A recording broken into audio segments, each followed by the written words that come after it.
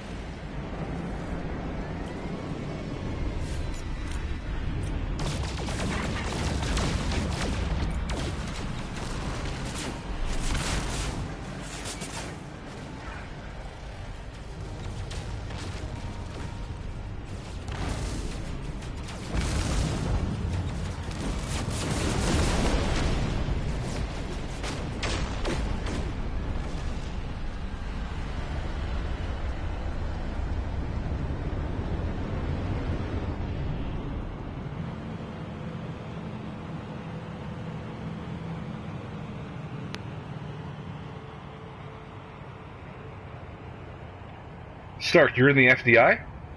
What? Hell yes, dude. Welcome to the Free Delta Initiative, my friend. Hunt these bitches down. Yes, exactly. I'm rocking a good old-fashioned S-class fighter ship. You know what I'm saying? The tech on this beast is next level with the positron ejector. So a lot of the times, if it's a direct hit, I take these guys down in one shot, two shots usually. But the positron ejector has to be very close range. When they're a little further away, I rely on the old faithful photon cannon. So I put that to work when they're just a little out of range. Well, there we go. Some more.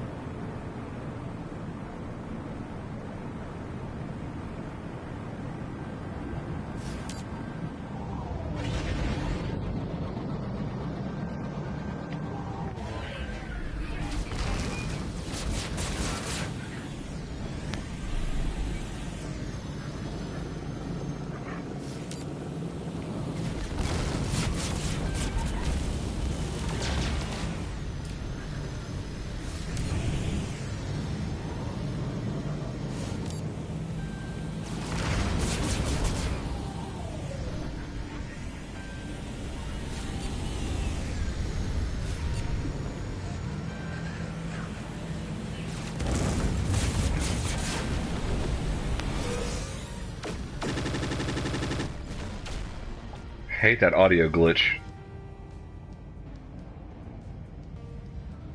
Looking for a capital home and a star. Nice, nice. Yeah, whatever you're on, man. If I can get on a little later tonight, yeah, I'll join you up and throw you some resources and help you build that capital, dude, for sure. Dude, my body still aches from 13 hours in the car. I just got back from Colorado yesterday and still trying to recover from that sleep deprivation a bit. Where's that at? There we go.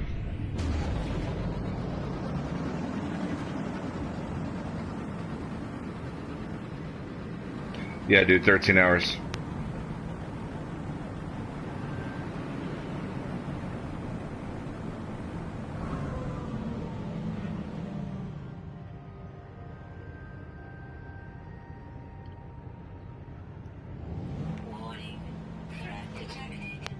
Yes, another.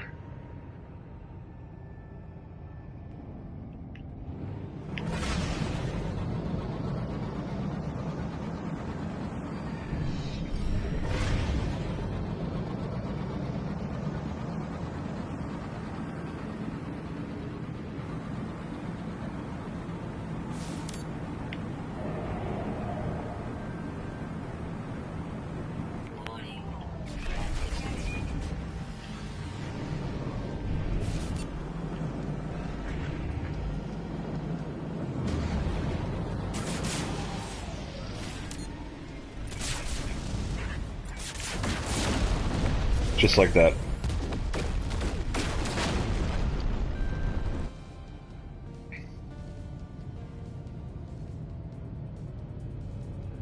Yeah, you definitely do. I mean, at this point, I don't buy anything below an S-Class blueprint at this point when it comes to technology. Or are you talking about, like, base building blueprints? Sander and Pillay, what's going on, dude? Thanks for jumping back on Hidden Panda Show, man.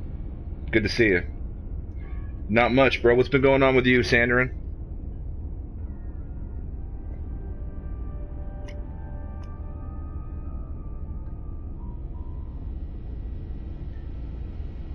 You know what Panda do when it's afternoon time, guys.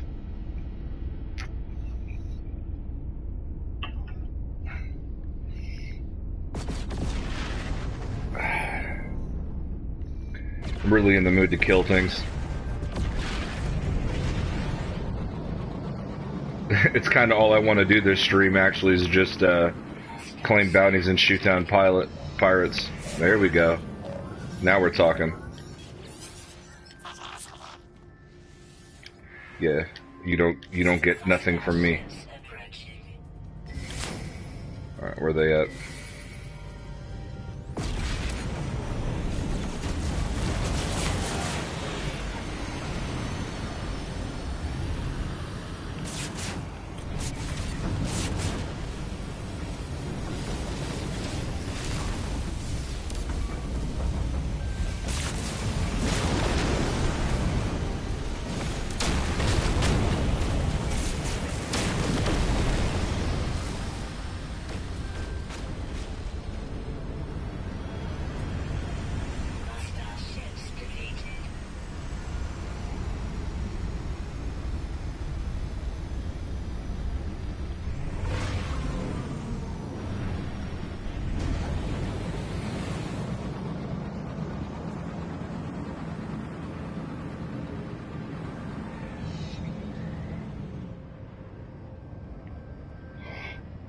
Like stasis device blueprints. Oh yeah, for like crafting stuff. Yeah, absolutely. Or check out these stasis devices. Next time we play, I'll just drop these in your inventory. So I got a ton of them. I got some in this ship. My hauler's got like 15 more. 15 more like stacks, not stasis. Like I've probably got about 1 billion units in stasis devices on me. Like right now. Yeah. So yeah, definitely want the higher blueprints. Like I think Hidden Jew does, what is it? Fusion igniters, which is worth 18 million apiece. Or if he's gonna try to do it for speed, he goes quantum processors. They're like 5 million apiece. Or something like that. So yeah, definitely the higher end blueprints will get you stuff a lot faster. For sure.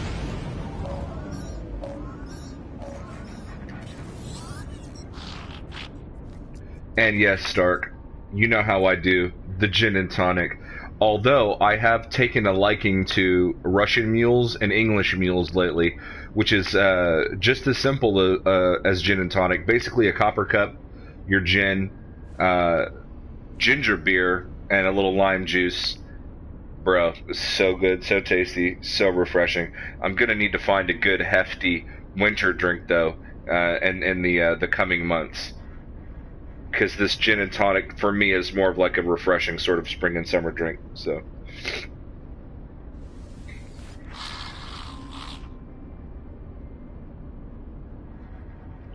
Sanderin says, not up to much aside from getting an S-Class I've been searching for days for.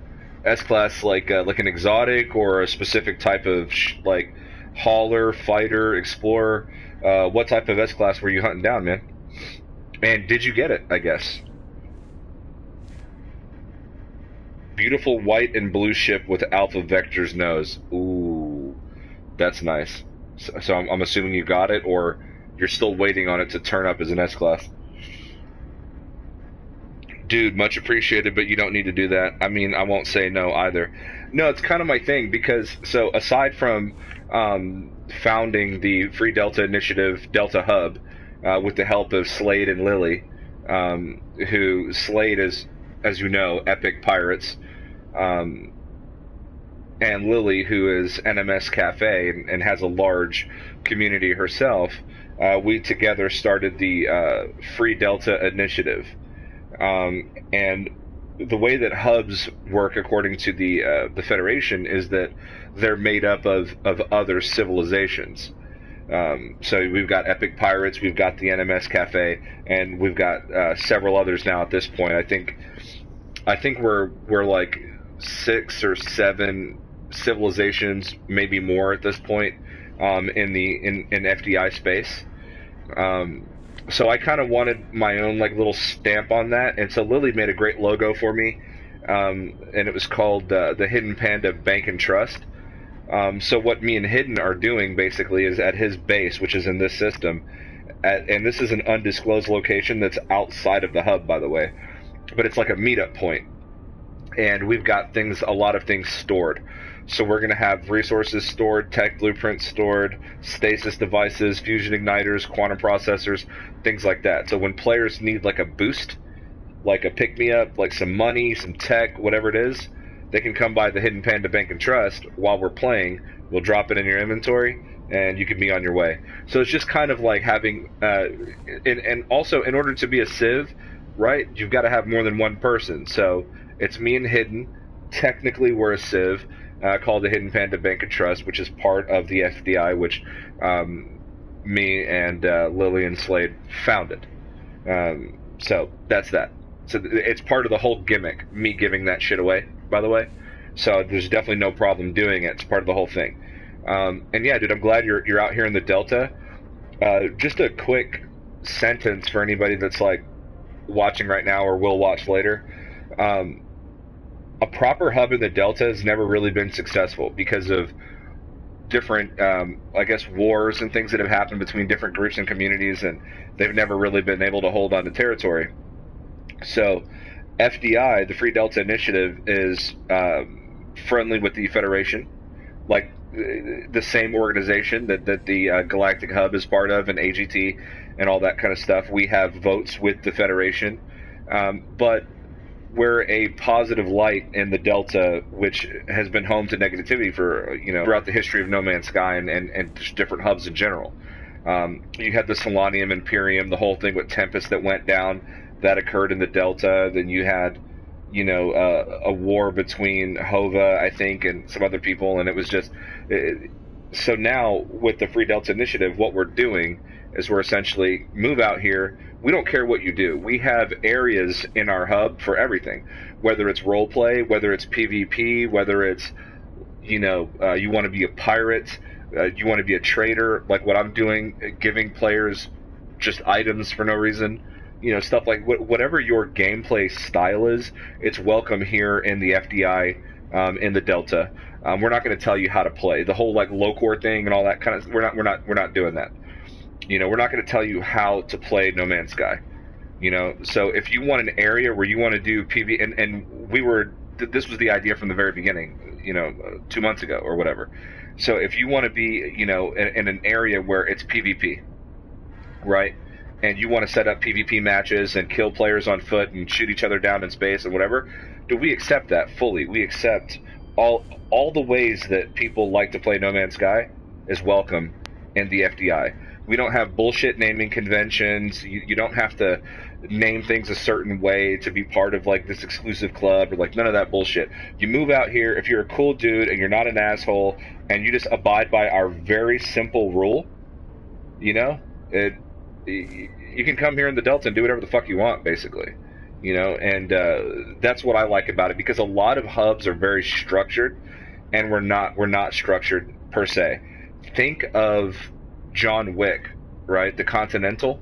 You have all these different pirates and assassins and killers and bounty hunters and all this shit, and they do whatever they want in the world that John Wick is set in, right? They do whatever they want, but when they're in the Continental, they just abide by very simple rules. Same thing here. So you can do whatever the fuck you want in FDI space, but you cannot do whatever you want in other people's territory.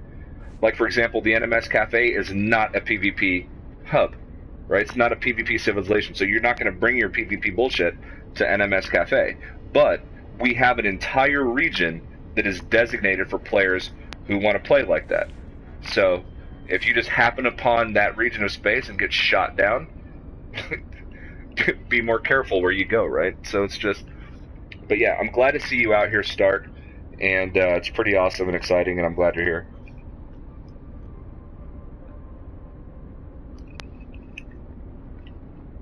And if you haven't already noticed, the Free Delta Initiative amino is pretty active compared to other aminos out there. We're really small at this point, but there's a lot of photos being shared, a lot of information being shared, a lot of cool tips and pointers, and the people there seem to be really cool and active, and I'm really proud of what we've been able to do, and especially of Lily and Slade and DG Squared and Quanta, because I've been busy lately, very busy, and they've really been the ones holding it down. So at the end of the day, it's really been on them. And they've been growing it. Quanta's got the Galactic, the GCC, which is the Galactic Commerce something. I can't remember the last C part. And then, so he's got his own civilization. Lily's got hers. Slade's got his. And then we've got a couple of other ones. So whatever your style of play is, Stark, feel free to join any one of those civilizations, because you can still be part of the Free Delta Initiative of the FDI, and you can either be living in hub space as just part of the FDI, or you can go to one of the civs that sort of mimic the gameplay style that you prefer, and then you've got your own little community within the FDI that plays like you like to play. And so that's kind of what we were going for with the whole thing.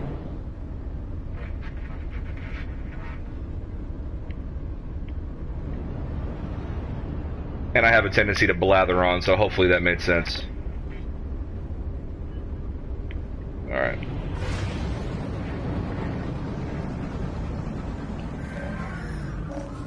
Come on, give me some S classes.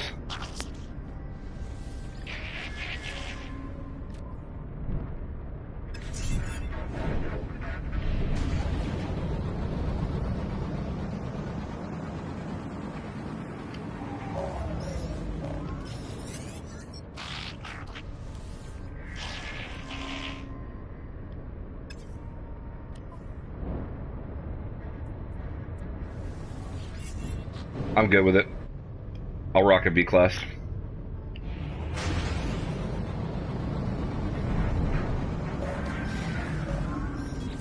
I mean, these things do level up.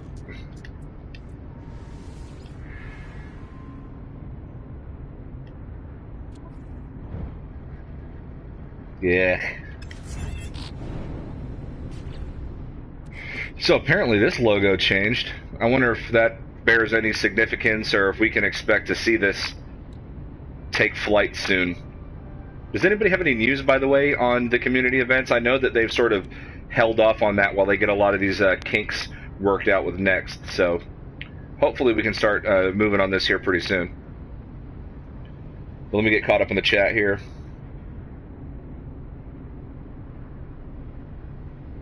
Winter drink? Scotch, straight up. That's my winter drink of choice. Fuck yeah, dude. Sometimes I'll drink, like, not Scotch so much. I like Scotch, but just not as a casual drink. But like bourbon. My favorite bourbon is Woodford Reserve Double Oak. I like a good smoky oaky bourbon. And Double Oak is a good price for a great bourbon. You know, to get a comparable bourbon that's a more fancy brand, you're gonna pay like around $100 plus for a you know, 1.75 or 750 rather. But with Woodford Reserve, you know, $70 or so is going to get you a 1.75 liter. You know, it's 50% alcohol, and it's oaky, smoky, really delicious. I don't work for those guys, but if you're looking for a really just good bourbon that's at a fair price, check out Woodford Reserve Double Oak. So, and if I seem sort of disconnected mentally or getting distracted, like I said, I just got back from Colorado. There's a lot of things in Colorado to make me feel funny. as well as just the drive alone. So still kind of getting my mind back together. Colorado is one of the best places I've ever been. What I noticed in Colorado actually was that I was the fattest person there, basically. Everybody was fit as fuck.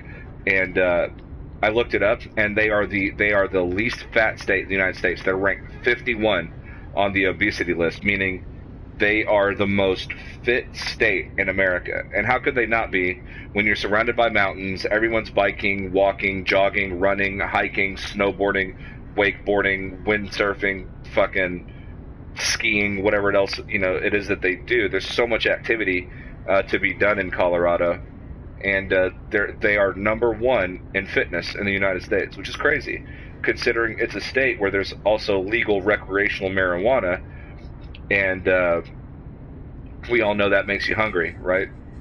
So whatever it is they're doing over there, they're doing good.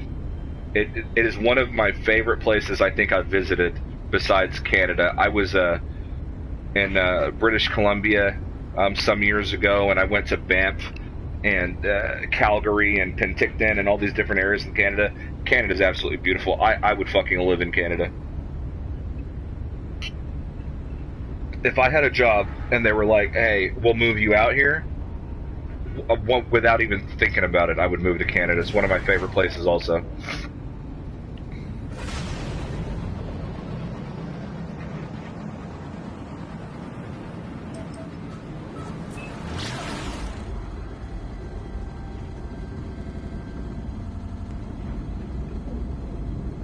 S-Class Max Fighter, nice.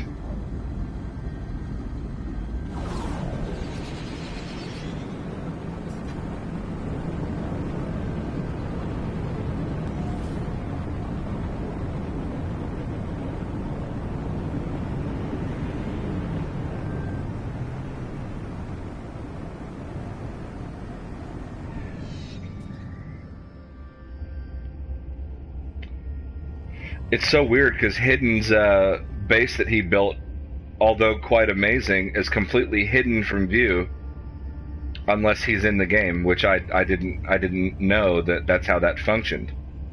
It's not a bad thing though.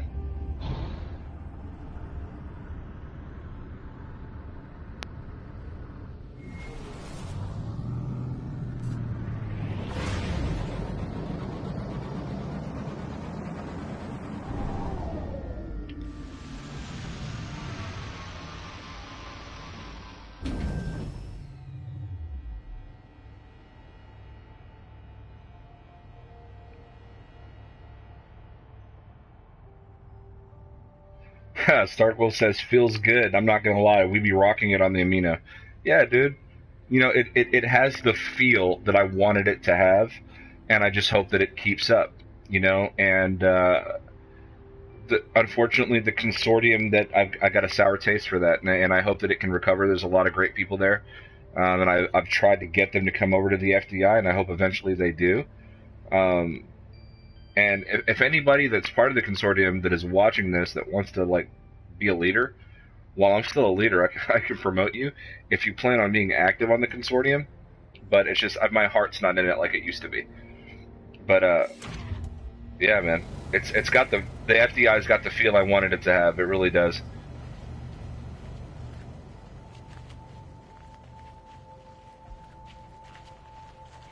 And there's a lot of well-known people that are moving there, by the way. So trust me when I say there's reasons. Some of the galaxy's most notable villains, as well as well-known streamers and stuff like that, they're either already here or they're going to be moving here. So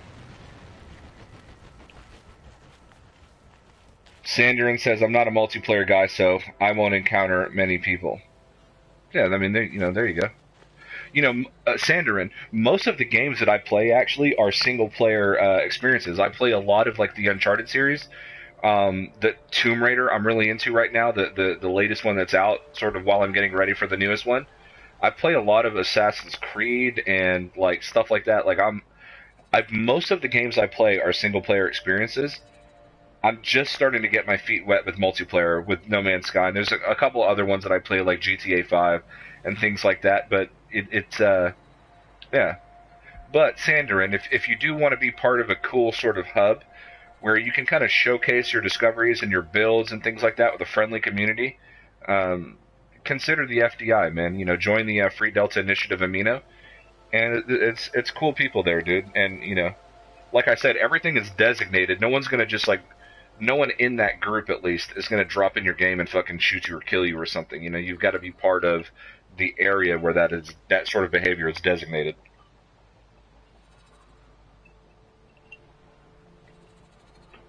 But apparently,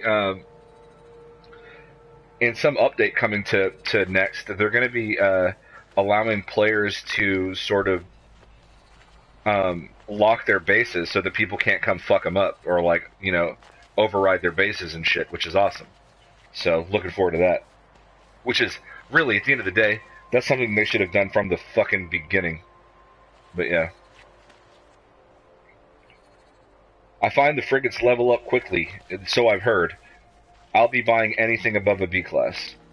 Yeah, if it's B class and up, I'll buy it because it levels up fairly quickly. Plus, I've got a S class combat frigate that I send on every mission. Basically, any frigate that I send out, I will put a combat vessel with it so that nothing happens, and I've got to sit there and fucking repair shit all day. I noticed that as well. No news yet, but I imagine they're coming as soon as 1.58 drops. Yep. They're preparing right now. The Starship Merchant, way too much to be minor. I think we're about to get ship customization to a degree. I think so. There's a lot of features, Sandarin, that I think that were meant to be in this update, but not right away. The reason why I say that is because on a wide scale, they knew that, one, a lot of people were going to play this update, and a lot of people were going to come back to the game to see what Next was all about. So their player base was going to get a bump, and it was going to put a lot of stress on their network service and stuff like that, or however this particular aspect functions, right? So I think that a lot of features were sort of in the can, and they're just waiting. So they're waiting to get the performance right, to knock a lot of the bugs out, to do a lot of bug fixes. Once they get the performance where they want it to be, consistently enough for long enough, I think now we're going to see a lot of things added. Because Sean Murray said, right, in leading up to Next and shortly after it dropped, was that with the weekly up, that they were going to be adding new game content as well as new customization things, and you know the ability to earn Quicksilver to buy unique items. So I think that there's already stuff that they want to release that's going to come along with the weekly updates. And I think that ship customization is going to be one of those things. Pure speculation, of course, but I really hope that is a true thing.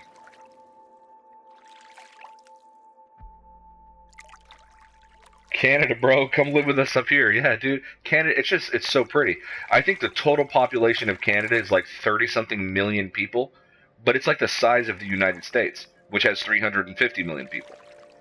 So there's very few people in comparison, which means that there's a lot of country in Canada, and that's what I like. I like the outdoor lifestyle and camping and shit like that. You know, that's my thing. I don't want to see people every time I crank my neck 2 degrees.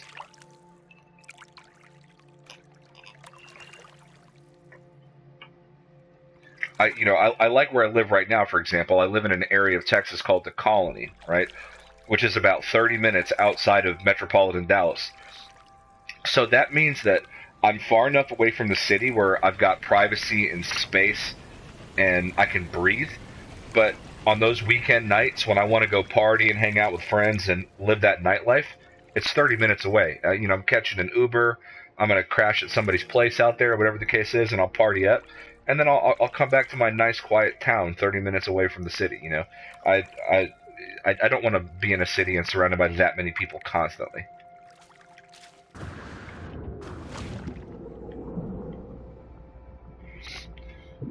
One of the things I really need to get right now in No Man's Sky is I need to get the ability to fucking breathe longer while I'm underwater. I have no aeration membrane upgrades at all. The green stuff is legal out here too as of October. Nice.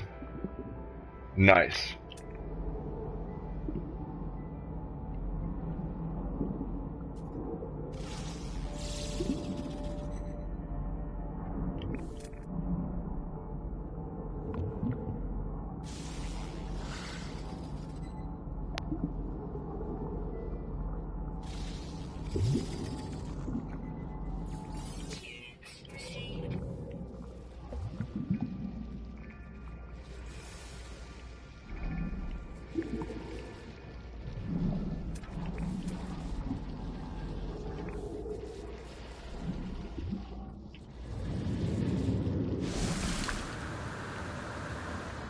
The reason why me and Hidden picked this planet, by the way, is sort of our meetup point for the. It's in the Delta, but it's not in the FDI space.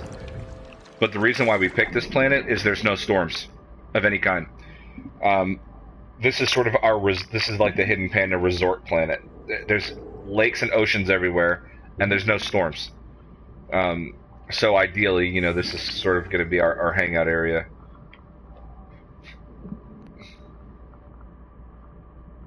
You got to see Hidden's base, man. I wish he was able to play right now. I might stream later tonight when he can get on from his base. Although we do have plans to play GTA 5, we might squeeze some No Man's Sky in there. But his base is, oh, it's so cool. It's like above ground. Like part of it goes in the mountain, underground, underwater, through tunnels. Like. There's a part of the base that starts above ground, goes down into a cave, under the water in the cave, through the cave, and then out into the lake, basically, on the other side.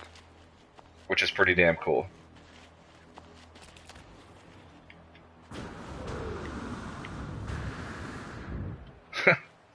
Whoops.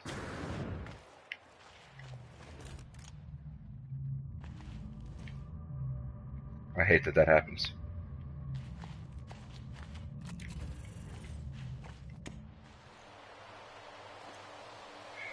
So this is going to be my base here, that's going to be overlooking the ocean. This is one of my favorite spots on this planet, because you can see the rings in the sky, and it looks really cool at night. And it's literally right alongside the ocean.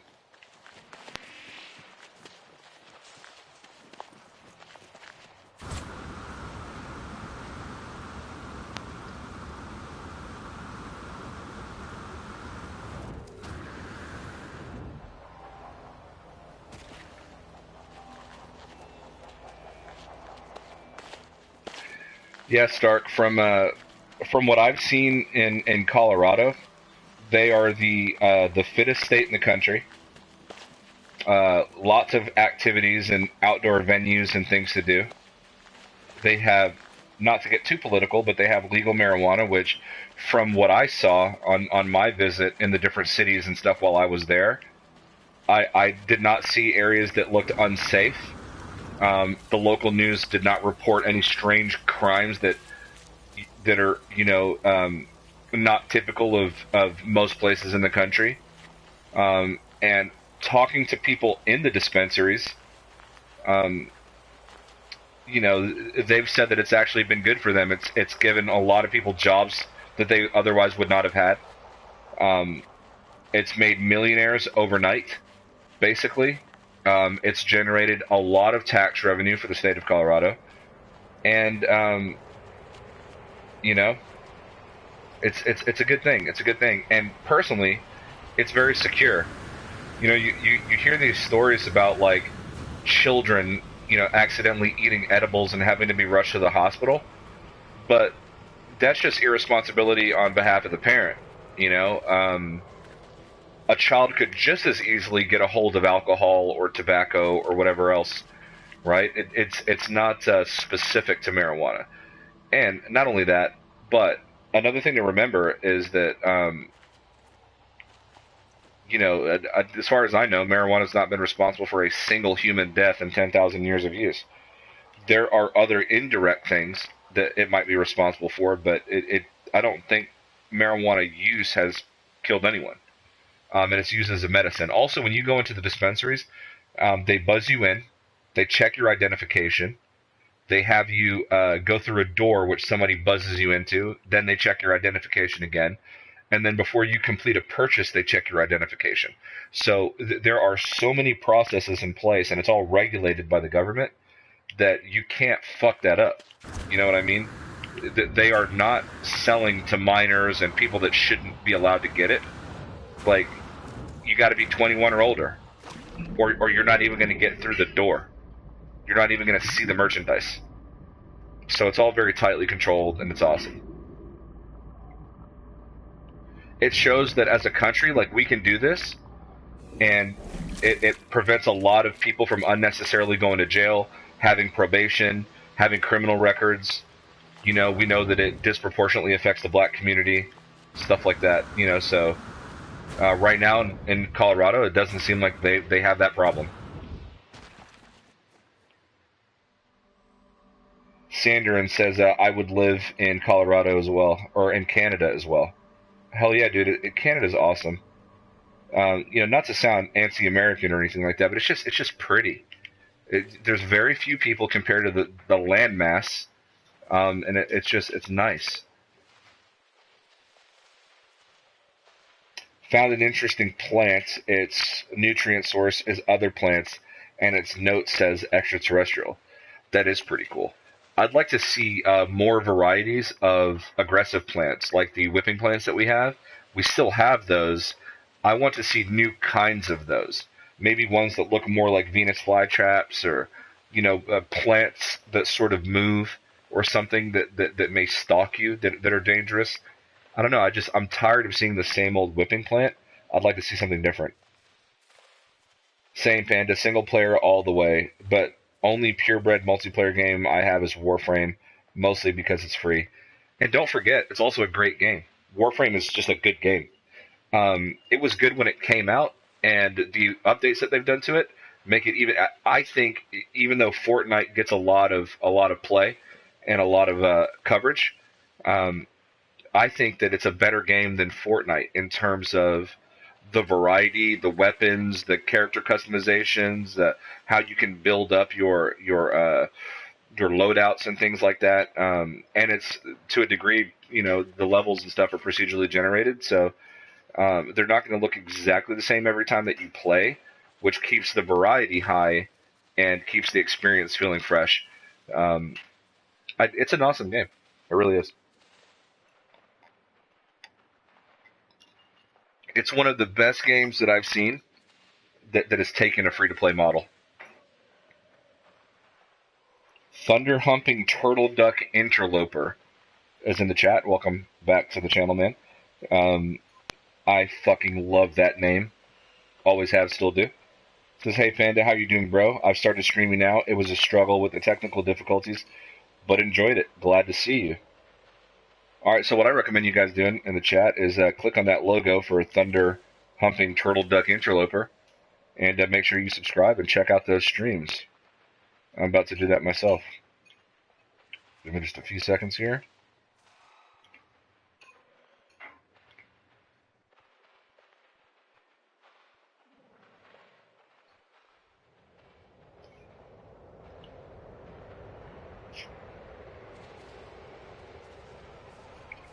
Alright, I'm going to give you the benefit of the doubt. I haven't seen your content yet, but I'm going to go ahead and subscribe. You get a sub from me, and anybody else watching, make sure you do the same. And later today, I'll check out your content and take a look. You know, I have a feeling I'll enjoy it. So congratulations, and I wish your channel success. Thunder says, ship customization is definitely coming, an Exocraft customization. It was shown in the next trailer. Hello Games are keeping it for the community events, I think. I agree. I kind of just talked on that. So it looks like we're, you know, mentally on the same page. I agree with that completely. Getting some love in the chat here. You know, Sanderin and Thunder and everybody getting along. It's good to see. Starkwolf says coffee time. Be right back. Gotta have that coffee time. L. Bennett says, hi, I'm new here. What's going on, L. Bennett? Sorry I fell back in the chat. Just now getting caught up. Don't know how long ago you commented that, but welcome to Hidden Panda Show. Welcome to the chat. If you're not familiar, you know, obviously you're not familiar with the channel. It's chill. It's laid back. I don't do anything specific. You know, this isn't like a career goal. So I'm not going to have all the equipment and, like, you know, all the stuff that, like, some of the professional streamers have. It's just not my thing. I just play. I chat with people. I meet new people, make friends on here. That's it. It's pretty laid back. It's pretty chill. I cuss a lot. I've tried not to. It's hard. So hopefully, you know, you're not 4 years old and have virgin ears. but I curse like a fucking sailor, and it's just how I talk. So, what's that? Yeah. So deal with it, motherfucker. That was a harsh one. I don't use that one too often. That was a bit harsh. Sorry about that.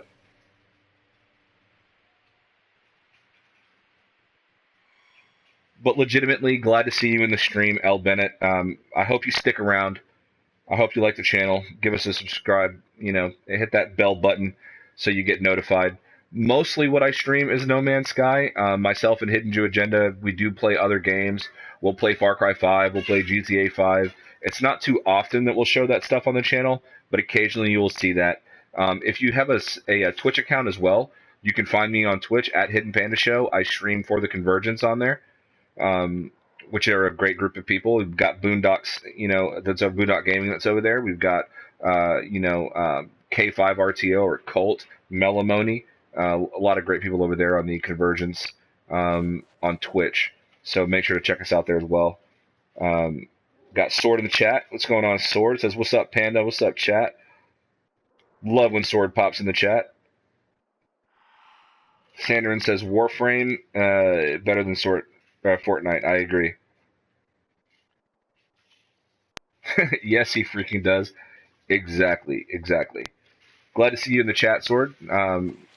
Sorry I haven't been around much. Been busy, been doing other things. Haven't really been able to get on the channel a whole lot. And you guys already know that Hidden Jew Agenda has been very busy also. So he's been almost entirely absent. So again, I do apologize for that. But hopefully we'll have some more content coming here pretty soon. Once things kind of taper off a bit. I started a new job also. I was unemployed for a period of time. Like 3 whole fucking months. Which made me borderline suicidal because I hate not having shit to do. But found a new job. Not necessarily the job of my dreams. Doesn't pay anywhere near what my last job did, but a job's a job. And just have to make the proper lifestyle adjustments. But it's a cool job. I work at Best Buy as a Verizon, what they call a VPL, which is a specialist position for Best Buy. So all my labor is allocated by Verizon, but I work for Best Buy in that capacity with Verizon products and services only. But I get a really cool-ass Best Buy discount, so that means that all the things that I'm really into are very, very cheap for me. So when I go to work, this is true, I lock my wallet in my glove box with a key because that discount would encourage me to be a little loose with my cash, and I can't be bringing home fancy shit all the time, especially now that I'm making a lot less money.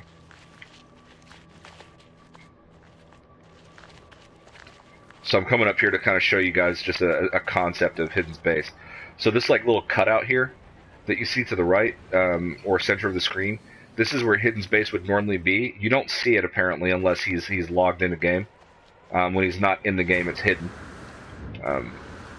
No pun intended, but he's got a big sweeping base, and it literally goes through these different caves and into the mountain and underground and underneath the lake, and it's quite expansive. And next time that he's on, I'd love to give you guys a tour of it. I actually recorded some clips of it while it was being built. There's a lot more to the base now than there was, but I'm still going to probably edit a video and put that clip out so you guys can kind of see what we're doing with that base. But like I said, it's kind of going to be our meeting point. He's got a base here. My base is going to be over there. And then another guy is building a base. His name's Almond Joy. And he's building a base right over here somewhere that kind of jets in. It's an outlook, basically, kind of reaches out over the water. So a lot of cool things that we're going to be doing here in this area. And if you noticed, not a fucking storm has occurred yet. No heating problems, no hot rain, none of that bullshit, which we're big fans of.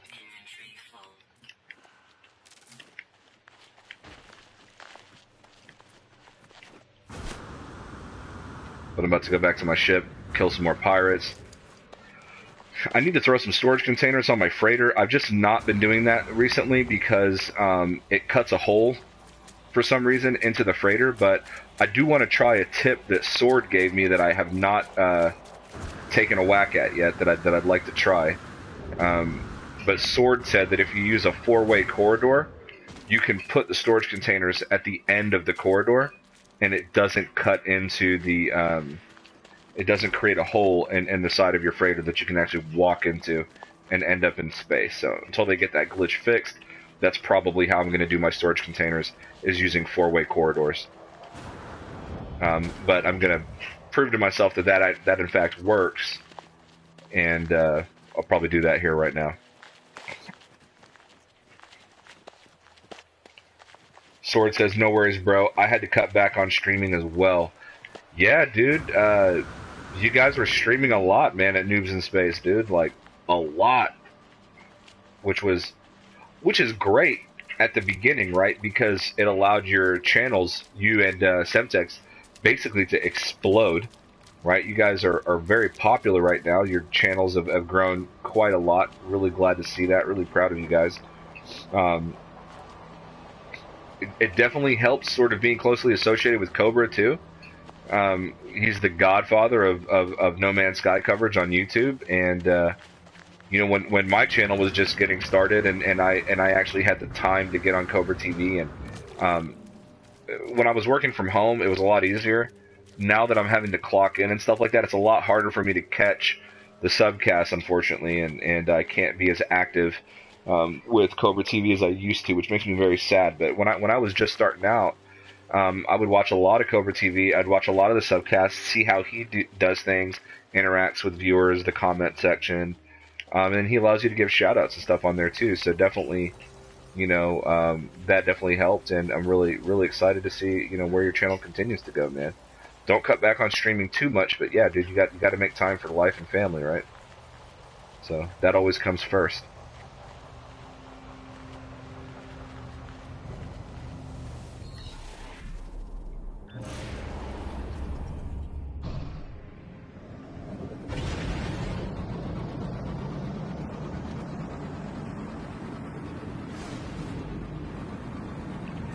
Oh, wait, right, no, right there? Right there? How does this work? It's in reverse. Right there. It's Bella. She's a cutie. She's so cute, I want to punch her sometimes.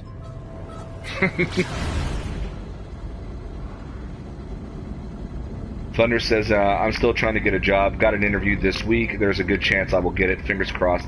Hate being out of work. I'm telling you, man, I was, like I said, dude, I was right there with you. You know, it's a bummer, man, especially if you're the kind of person that enjoys staying busy.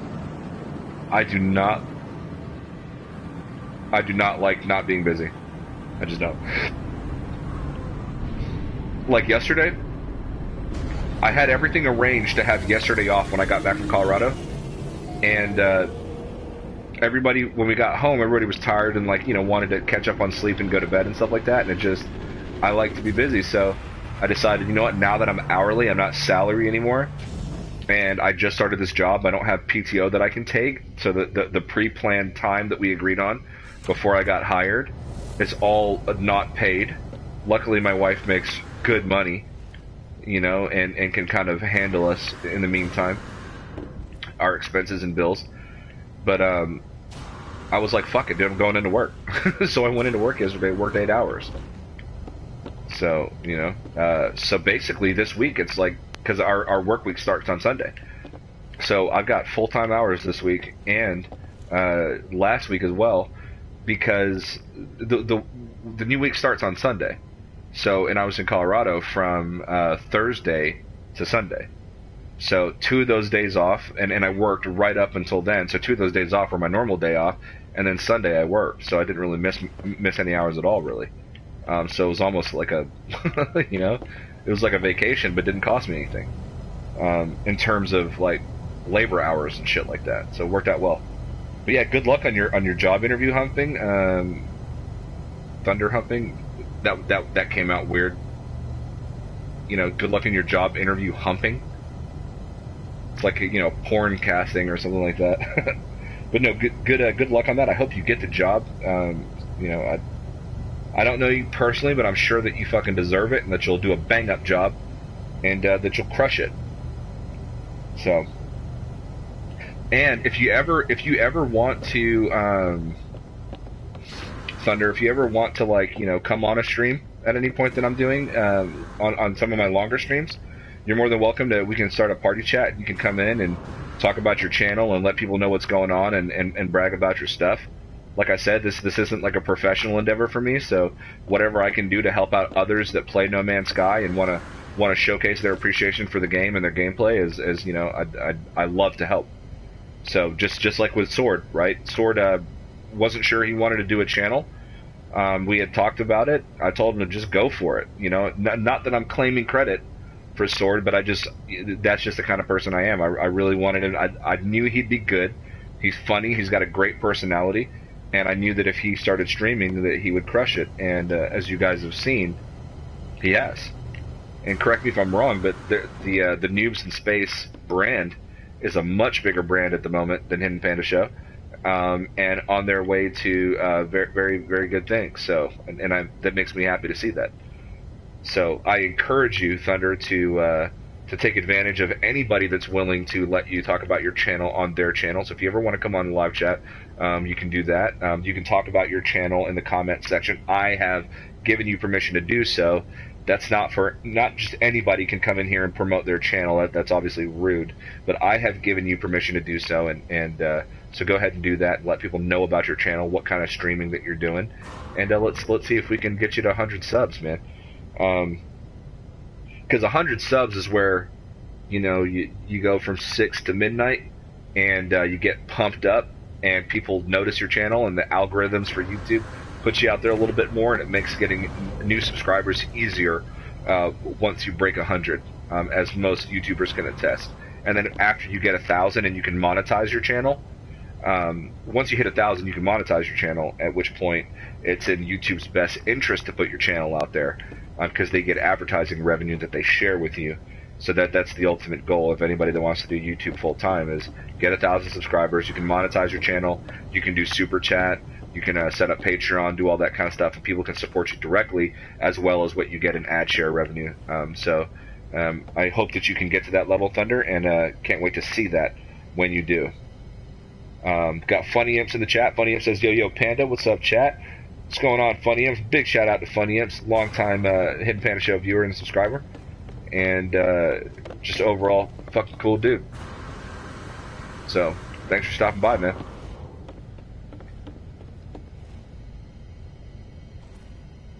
Sword giving Funny Imps a big shout out.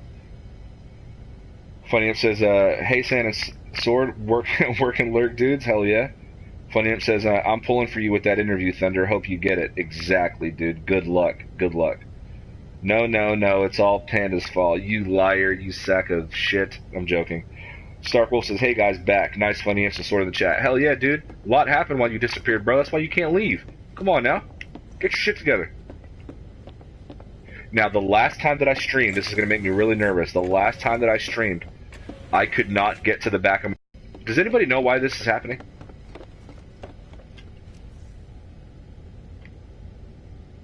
Does anybody know why this is happening? I literally had in my freighter a freighter command module for my frigates and all that kind of stuff, and I had some stuff built back there, and none of that shit is there right now. Am I missing something? Is this like did a patch do this? Is this a glitch? Are people having this issue? Should I warp to another system and then come back again? What is the deal here?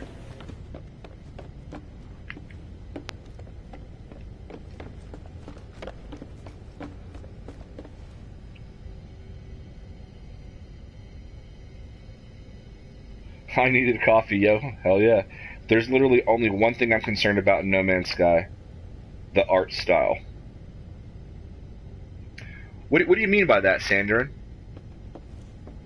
I'd like you to break that down for me, just out of curiosity.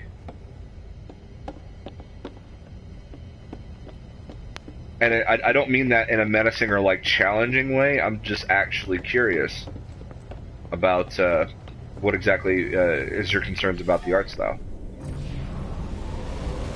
I have my command rooms in the hallway of the bridge. Yeah, but see, I don't want to have to rebuild it, Stark. That's my problem. Is that I already had it on my freighter. I had a whole room back there. You know how you have that giant area that you can build in? I already had the the command center and all that shit in there. I don't. Yeah, I don't know, man. Let me try warping my freighter somewhere else. Seeing if that makes a difference.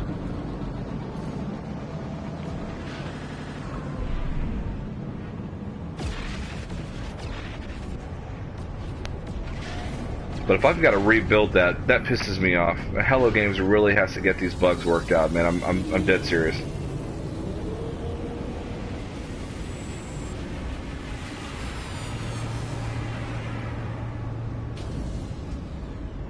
It's being diluted into realistic Elite Dangerous level. Graphics are improving, but the unique visuals are why I was excited.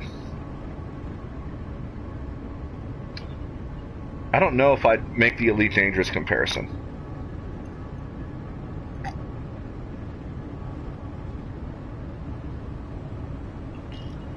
I don't think it's quite there yet. You know what I mean? I mean, I get the concern for sure.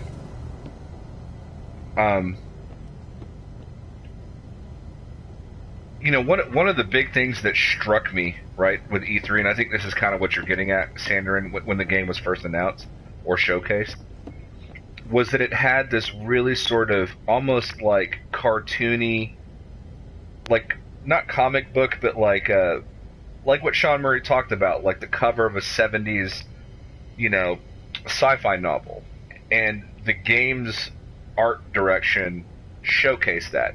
It had a really sort of fantasy element to it, crazy, you know, bright, punchy colors, and now things are looking more worn. There's more detail.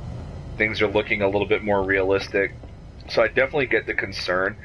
I think that the art style is just evolving to something that feels a little bit more tangible than sort of that E3 fantasy vibe, but retains a fantasy element.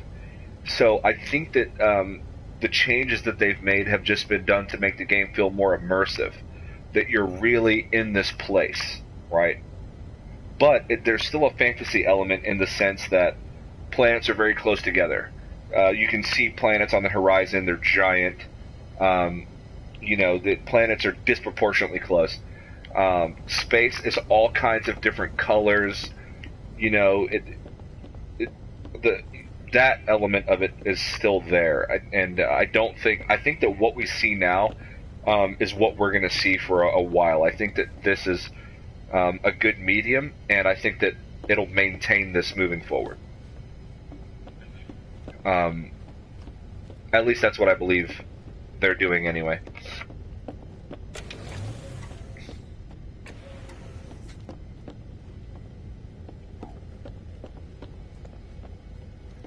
Alright guys, is there not supposed to be a big giant just open area back here? And am I tripping?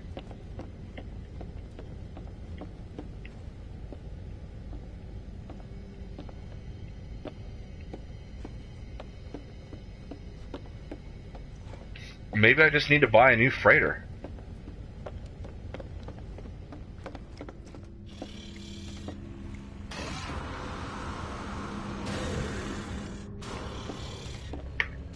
Let's see, was my freighter do I got warp cells in this thing? Can I build this yet? I need emerald. Okay. I'm gonna see if any planet in this system has emerald. I think maybe if I just warp to a different system, that might fix it, potentially. I don't know.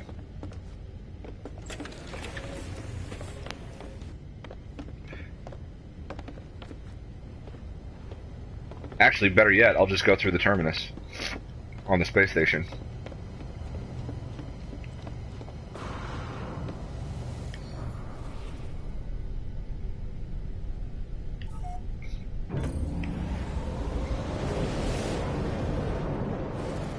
Starkwolf says, I have my command rooms in the hallway of the bridge. Oh, I already read that. Sanderin says, realistic doesn't suit No Man's Sky. I live by this critique. I don't want to feel familiar in an alien universe. Yeah. I mean, I can subscribe to that. You know, again, though, just, you know, I don't want to sound redundant, but because I've talked about this many times on other streams before. Hey! Sorry about that. I've talked about this on many streams before, but I think in terms of things feeling alien, No Man's Sky needs to stop doing the whole, you know, life on every planet's a lush planet thing. I think that's a big downfall. Some of my favorite planets are the most incredibly barren, hot, wasteland, you know, shitty planets. Because it plays into what Sanderin just said. You know, I don't want to feel familiar in an alien universe. I don't want everything to feel like Earth, right? That's not why I played No Man's Sky, so that everything can feel like Earth, you know? So I think that by adding more strange and varied and crazy non-Earth-like biomes, that can definitely help. But no, I mean, I definitely see what you're saying, Sanderin, about the art style, and I don't think that we're at a huge departure from the art style right now.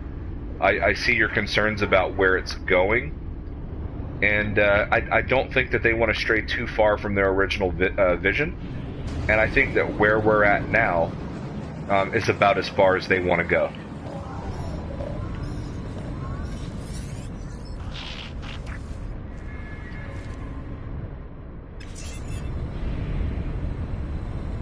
Funny Imp says, oh wow, again? Thought it was because you were in multiplayer.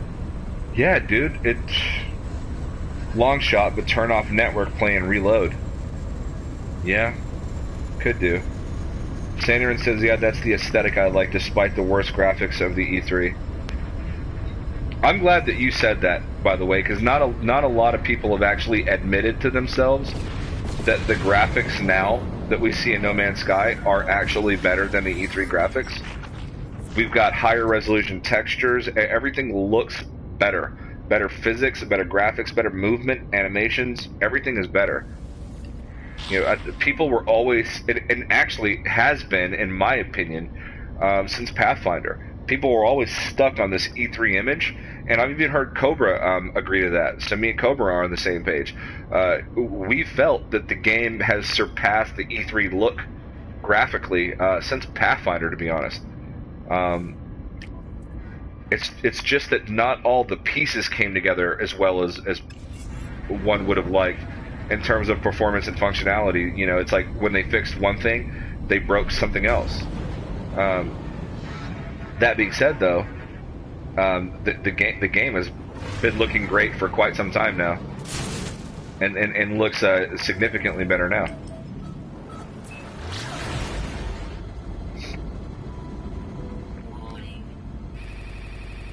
Yes, Bounty, where you at?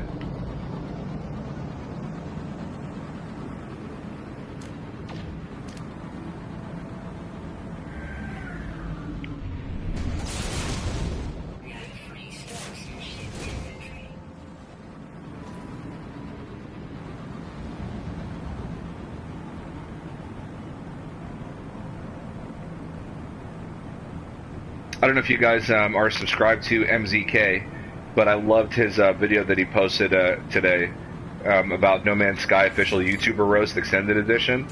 I thought that was hilarious.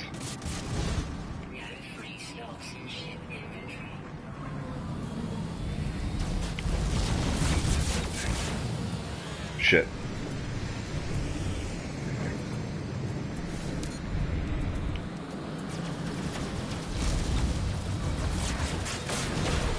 Done.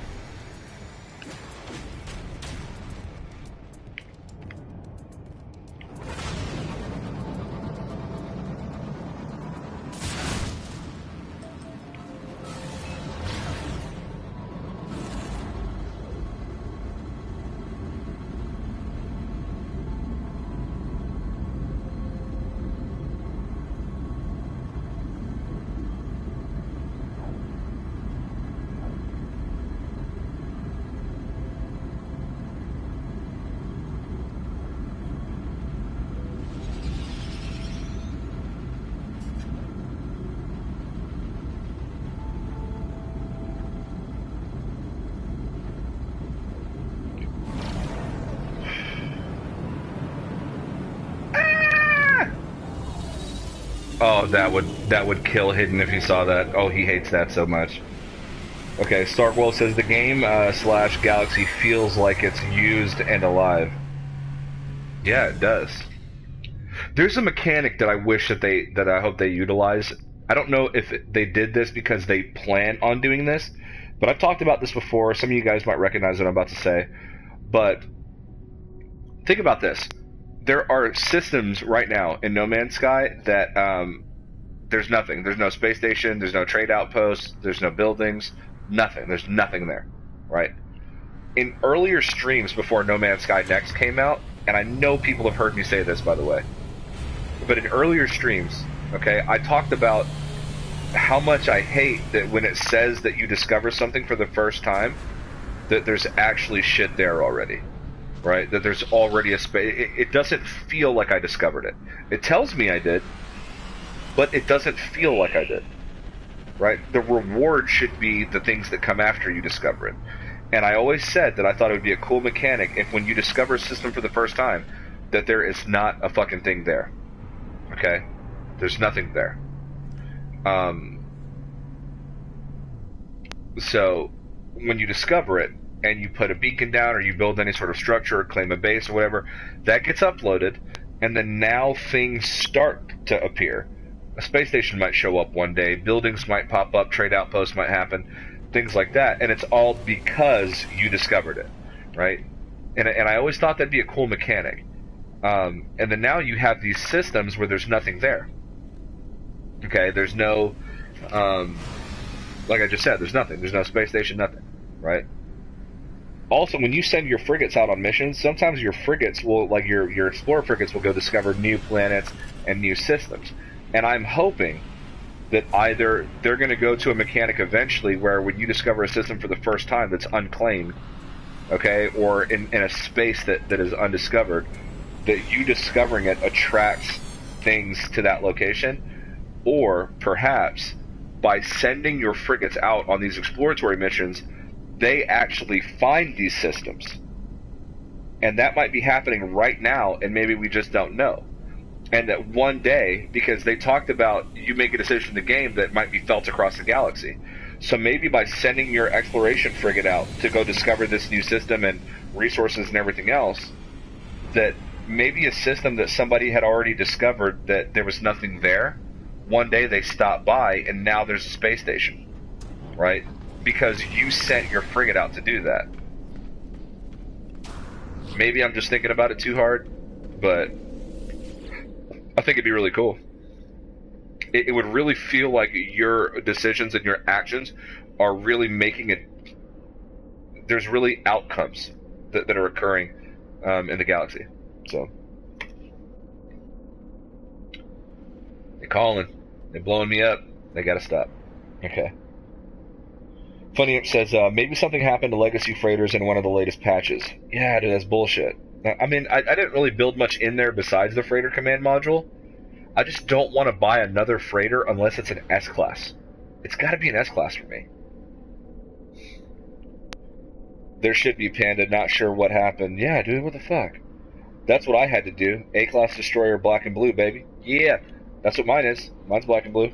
But mine's like the vertical one, not the, Imperial Star Destroyer style.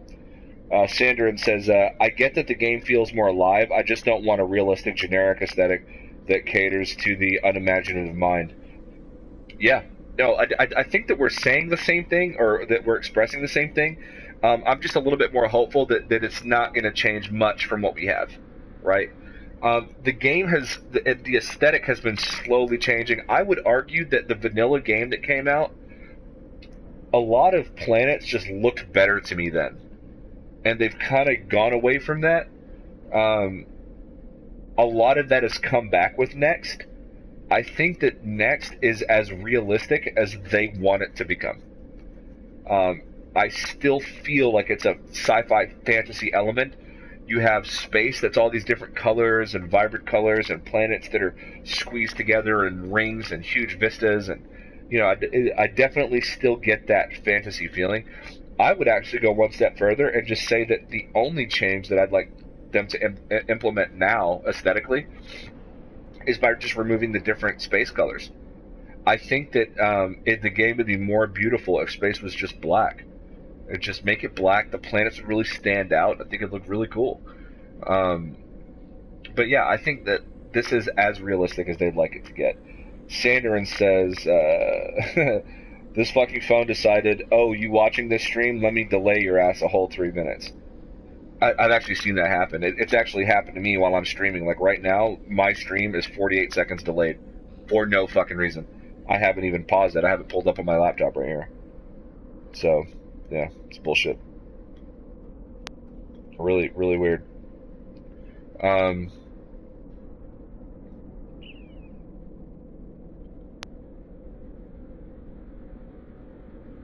yeah, way better graphically than E3. Yeah, I'm glad you agree, Stark. I definitely feel that way.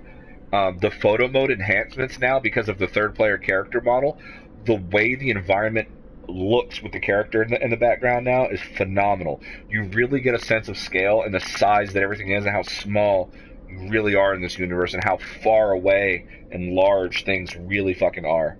And I love that it gives me a sort of a concept of how big my ships actually are. My haulers are a lot fucking bigger than I thought they were, you know, which is awesome. So I'm loving what they're doing, but I also agree with Sanderin that they need not depart too much further from where we're at now, or we're really going to lose a lot of the personality of this game.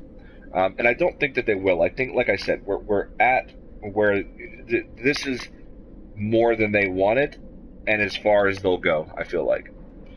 Um, Starkwolf says, I like your train of thought, Sander and Pillay, but I also want the gritty feel to the ships and stuff as well. And I don't think that Sanderin's really talking about that specifically. I think that what he's talking about is, you know, like the terrain, the spacesuits, and he's worried that it's going to just become another generic sort of Elite Dangerous type thing. But I don't think it will. I really don't. This game, to be honest, I know people out there are fucking Star Citizens fanboys, but we got No Man's Sky now. Star Citizen's not even really what's going on with that game. You know what I mean? Right now, we've got No Man's Sky. Think about all the ways that No Man's Sky is already better than any other sci-fi game out there, space sci-fi game. Practically infinite procedurally generated universe. Tons of biomes and variation. Tons of animal variation. Tons of flora, plant variation. Tons of ship variation. Character customization. Third and first person perspective. Freighters. Frigates. Okay? Space. Transition to the planet. Caves. Underwater. Underwater caves. Mountains. Canyons. Forest. Right? I can keep going. I mean, there's what else competes with that? What the? Name another fucking game out there. Do it. Name it. I'll give you $10. I'll put it in your fucking Patreon. I'll send it to you in the cash chat. $10. Name one. Especially one that looks this good that can run on console. There isn't. Good luck. I'm waiting. There isn't. None. There just isn't. On Elite Dangerous, yeah, space looks nice and planets look beautiful. From space. Then you land on them and they're just boring as fuck, right? And you can't even leave your exocraft, okay? And here's Elite Dangerous. It's very realistic, and I know it's a totally different kind of game. And I love the mechanic of warping. I love the mechanic of having to intersect with the space station that may or may not be rotating around some object or whatever the case. All of that's pretty fucking cool, especially if you're using like HOTAS controls. Elite Dangerous is not a bad game. Okay? It's just for what I want in the experience, it's fucking boring as shit. Personally. Okay? I find it personally very boring. And here's what I'll say. Okay? In Elite Dangerous, you fly to the space station, you request docking, you land in the space station, okay? And then you go into the thing, right? Your mission selection screen. At no point does your character ever leave the ship. You've got a player model, but they're always in a cockpit. You never leave the ship. You never interact with anyone. Then when you leave to do your mission, you just go to the place, land in the space station, and then you get credit, right? If you have to go to a planet, when you get to the planet, You leave your ship. You're in a vehicle, okay? And the planets don't have any of the variety that No Man's Sky has. In No Man's Sky, if you want to take a mission, you fly into the space station, you land your ship, you get out of your ship, you walk up the stairs or jetpack, you go down the fucking hallway, you go to the mission board, okay? You talk to an NPC. He shows you the missions that are available to you. You select them. You then walk back to your ship, get inside, and then fly away. You can then either complete the mission in that system or fly to a different system. When you get to said planet, for example, that you may be trying to discover, you land on that planet anywhere that you choose. You can decide to go on foot or in an exocraft. You can go underwater, in a cave, in a forest, in the sky, down a river, in a canyon. It's nothing compares. Okay? And when Star Citizen is fucking done, you're gonna need like a $10,000 computer to fucking play it.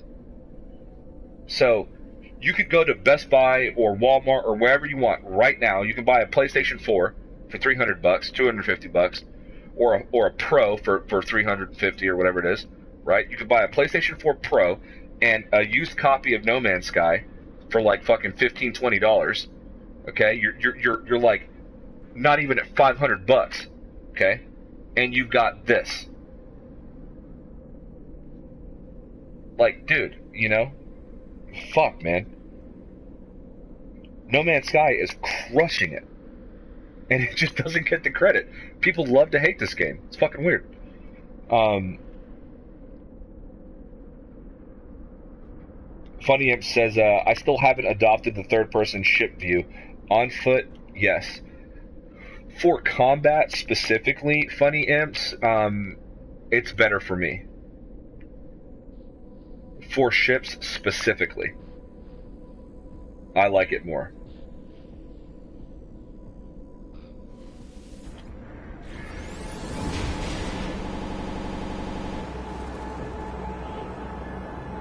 Just because I can see around me a little bit better, which makes hunting bounties and pirates a lot easier, in my estimation. So.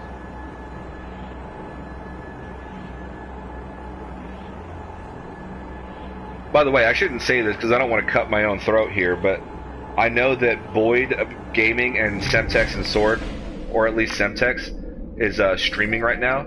So even though there's not that many of you on the stream, not what I've become accustomed being used to. You know, a lot of my streams have had like, 30, 40 viewers. Right now we have like 5. I appreciate you guys sticking around while there's other streamers out there playing. So I definitely appreciate it. And I wouldn't blame you if you went to go watch Semtex anyway. I'm a fan. I watch it. So, But thanks for sticking around. So. I'm gonna call my freighter into this system and see if anything's changed.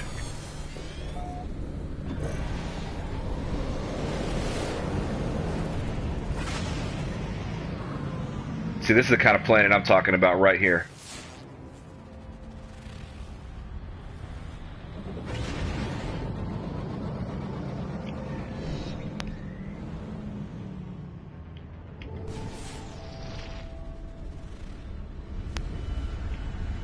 I need to find something that has emerald. In Atlas Rises, it was very common to find emerald. I feel like now it's like harder than it's ever been. I love these kind of planets. You guys have no goddamn idea. Actually, I'm gonna go here. This is a cool planet.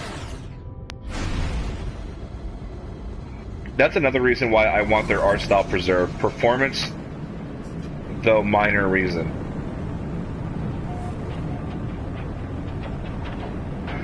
But do you mean in the sense that the art style, because it's not as detailed and realistic looking, doesn't require as much resources to power the game? Is that kind of the point that you're making there? I could subscribe to that. I think that you're probably right about that. Yeah. See, this is my kind of shit right here. Oh, dude, I loved it when I came out of the ship. I was on the hull. That's awesome. That better be emerald. Oh, salt.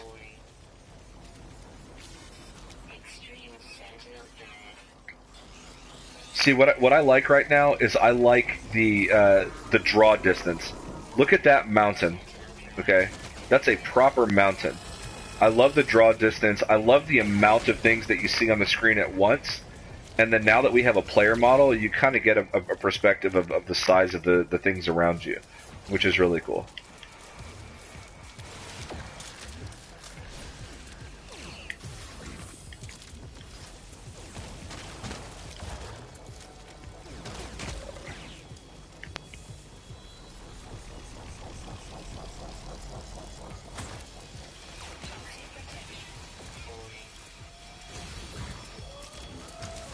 Dude, where is my, there we go. I was like, how the hell do I get my bolt caster?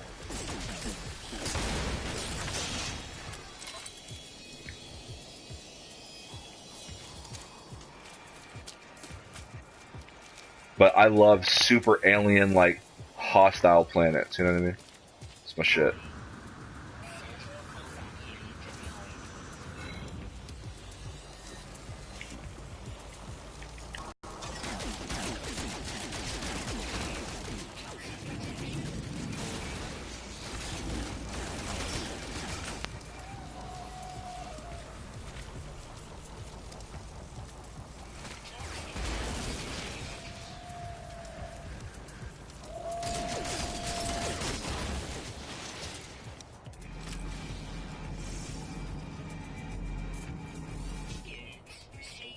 Woo woo!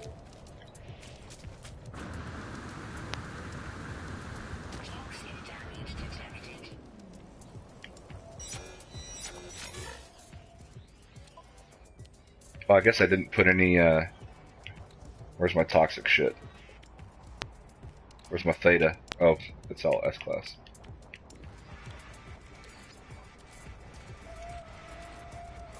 Yeah, I'll throw an ion battery on there.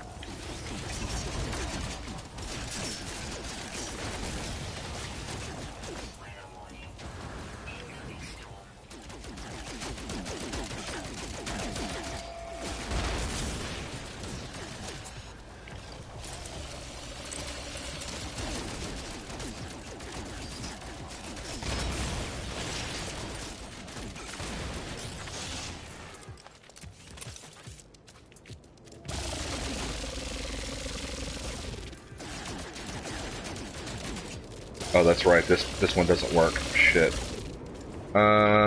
What weapon? Oh, I got an idea. You bitch!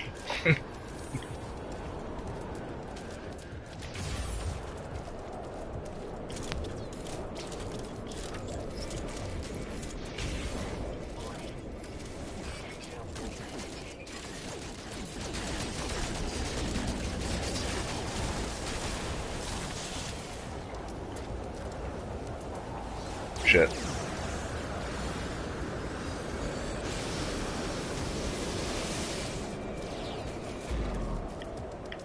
Oh, damn.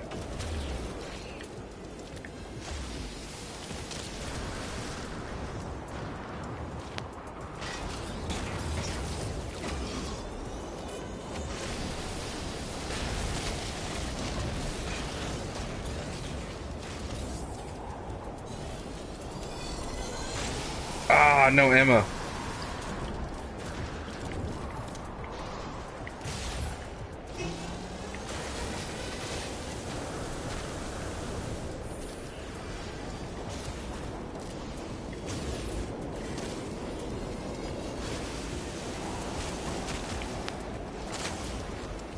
Shit. Where's my ship?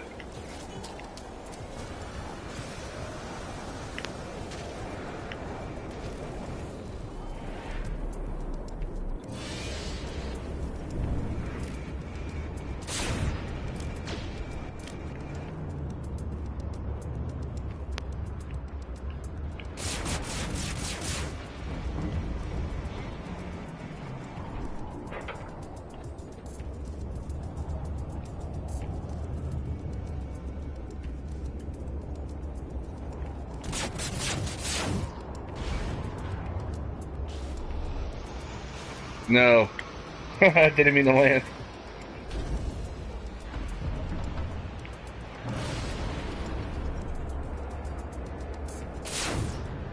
Alright, let's see if we got this. Direct hit, come on. Ah!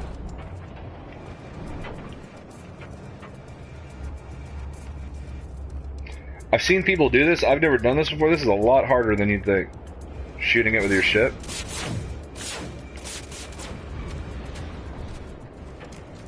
Right, let's try using photon cannons. That might be easier.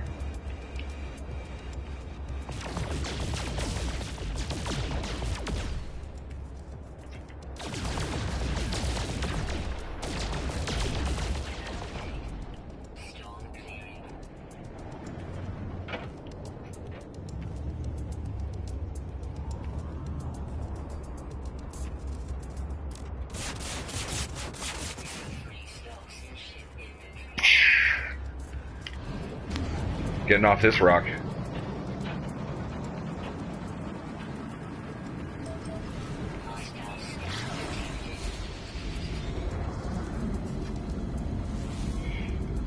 Stark says, I missed the color palette. My old homeworld had purple and yellow grass.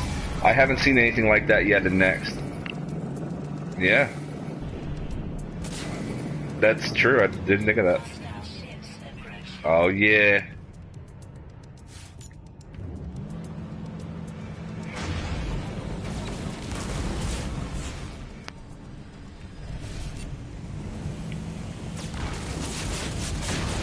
Bitch. Okay.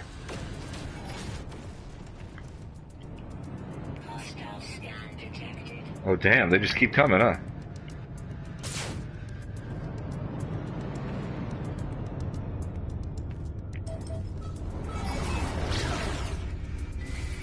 Shit. That canceled my departure.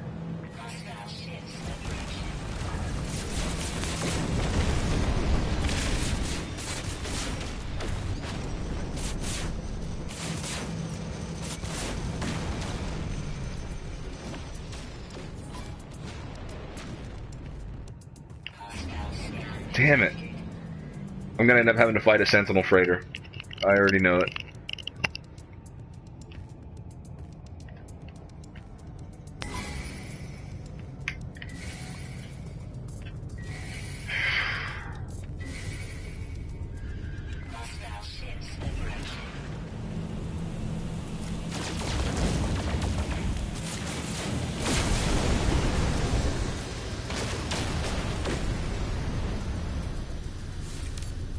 I think I took like 2 of them out.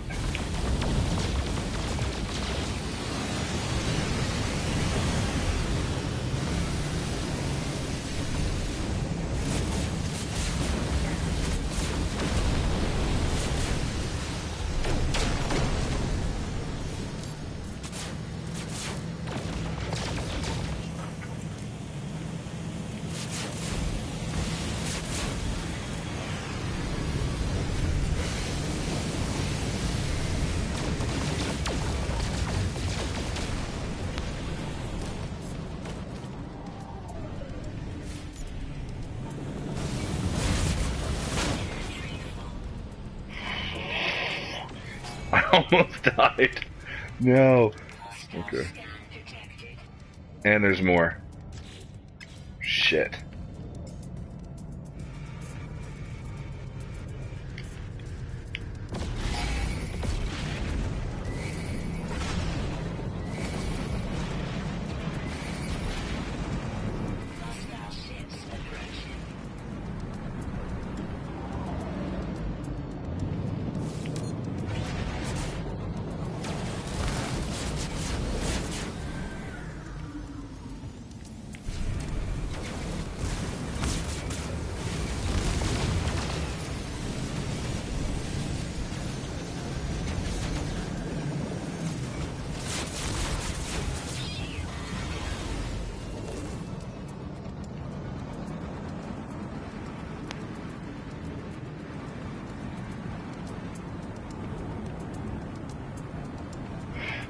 Yep, I have not. I've not added the ballista, funny imps.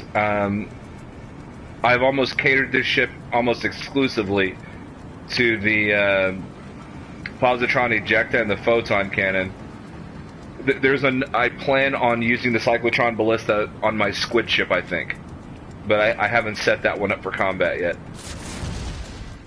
I kind of want different specializations on different ships. Alright. Yeah, you rat bastard. Come on, come on.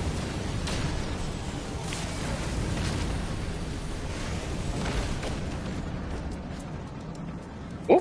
Whoa.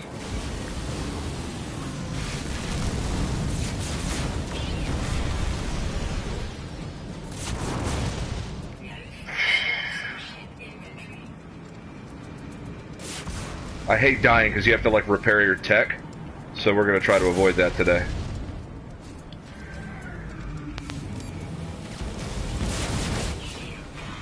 Damn. Alright, I'm gonna have to use some of this after all.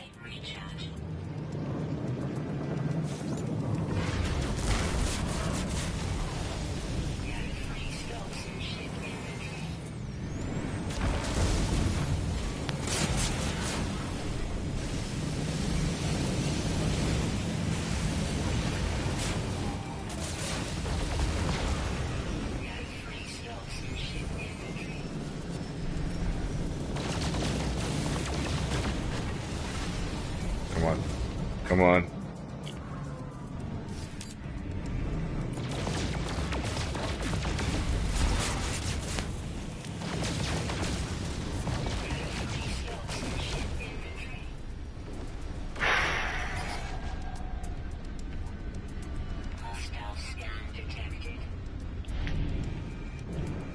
Now you have either color of planets. That is true. I never really thought about that, Sandarin and Stark, is that there tends to be a dominant color of the planet, like sort of the one I was just on, which had all red grass. I never really thought about it in those terms. Damn it. Sentinel Freighter. Shit!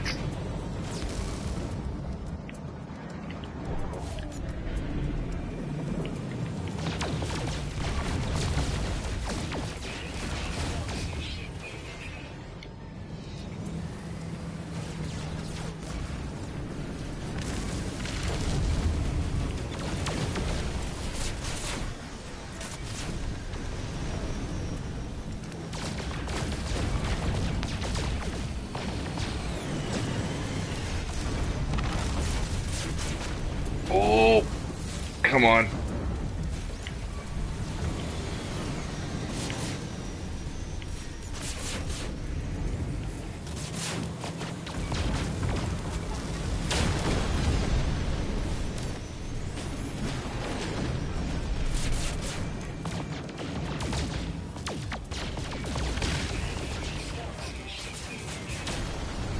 Ooh.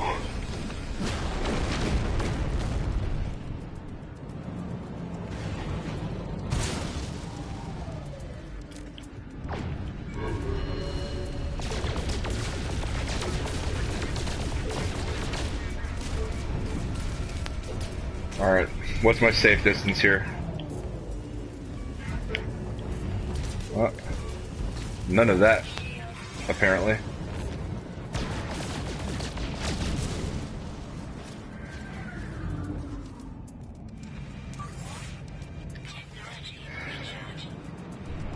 I've not actually taken down a Sentinel Freighter, so this is going to be tricky.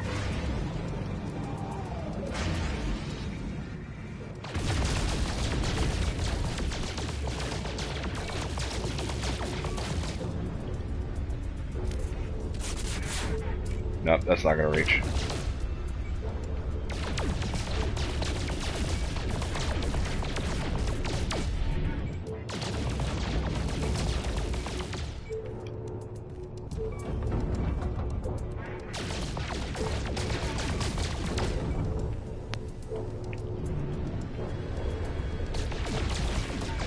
Damn.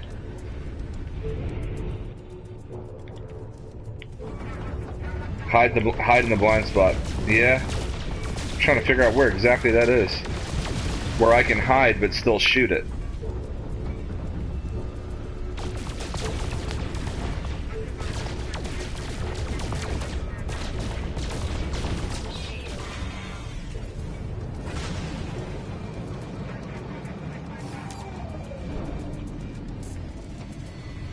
shit.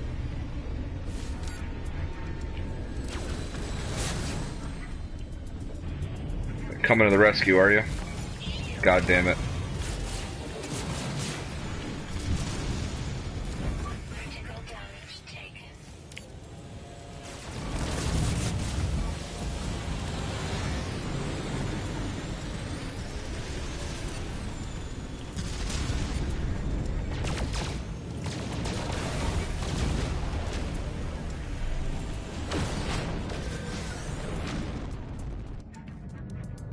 Alright, where's this thing?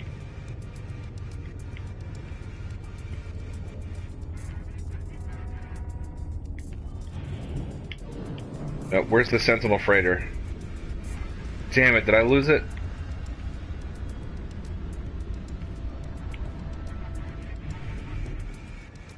Oh, no, there it is.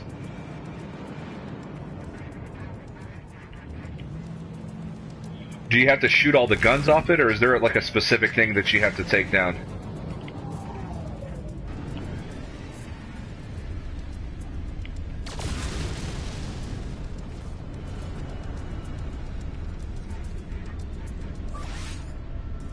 Damn, got nothing. Fuck.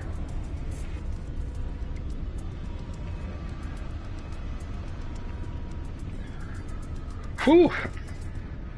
I wish I had another drink right now.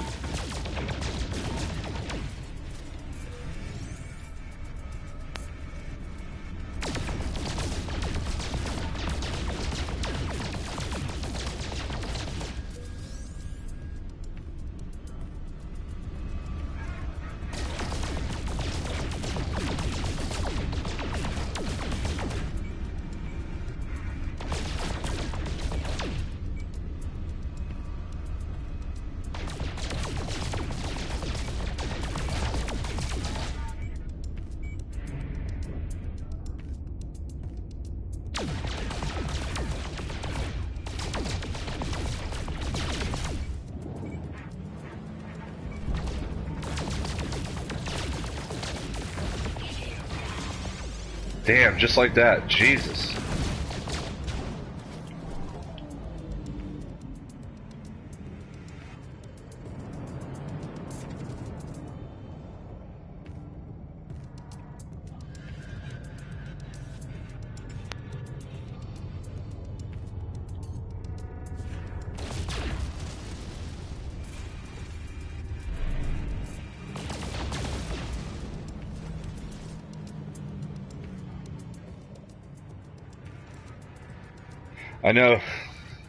I know, Stark. Nothing to replenish my shields with, dude. I'm fucking scared right now. So far, I haven't run into purple or yellow grasses. You're right. Lots of blue, reds, and greens. Yep.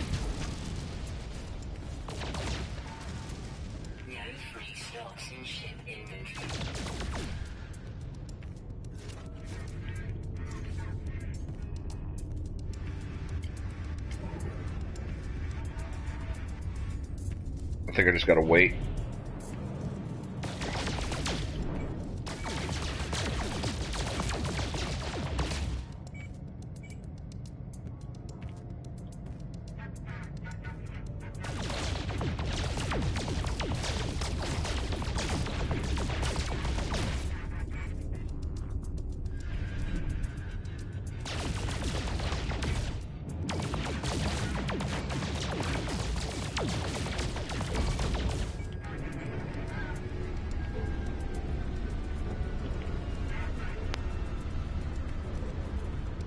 Oh, there we go.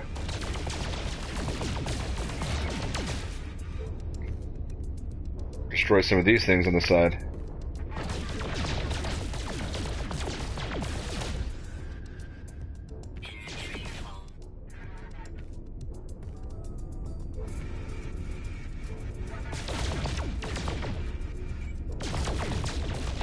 Yeah, Sander, and I definitely understand your concerns, man.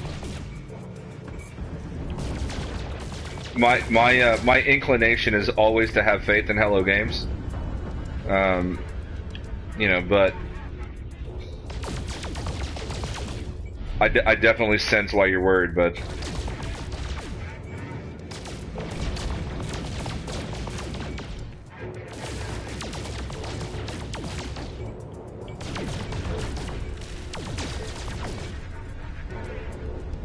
Alright, that side I think is down.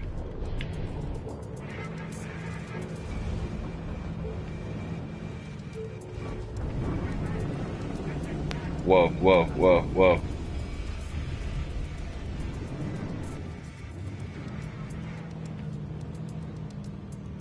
There's 6 people watching, only 5 likes. Come on guys, hit that like button.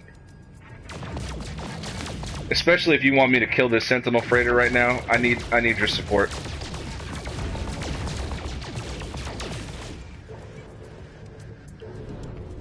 Ah!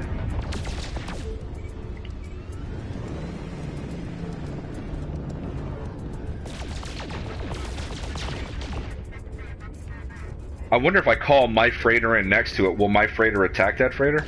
Is that possible?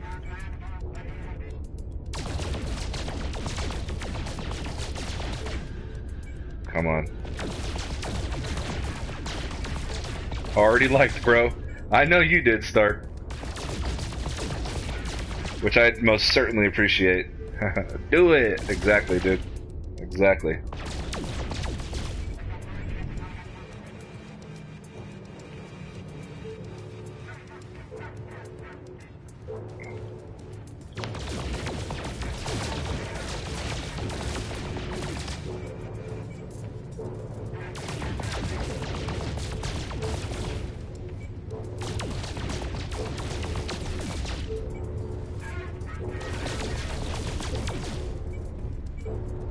Alright, this thing's got no way to defend itself now.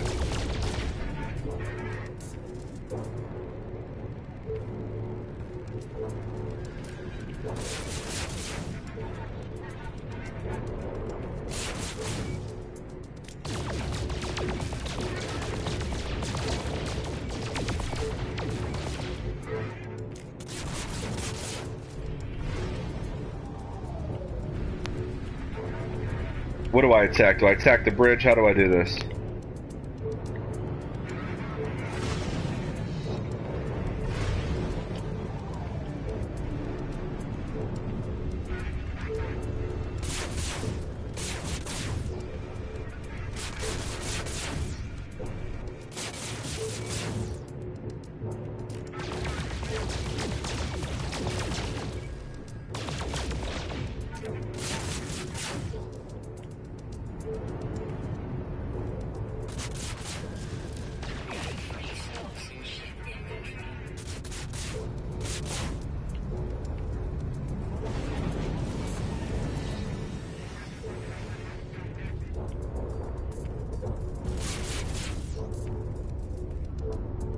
Alright, that's gone.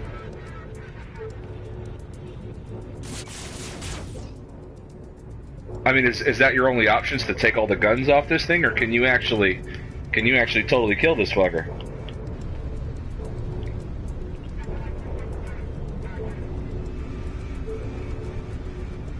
For sure, Stark, man.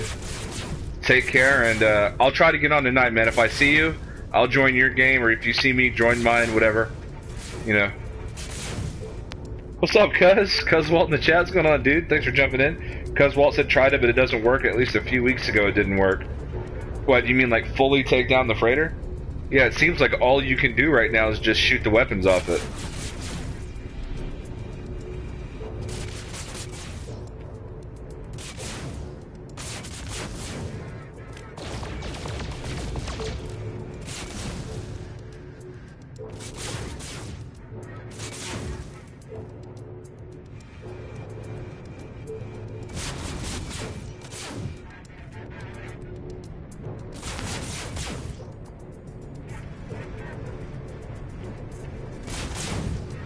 Cuz Walt, I'm in one of your systems right now, actually.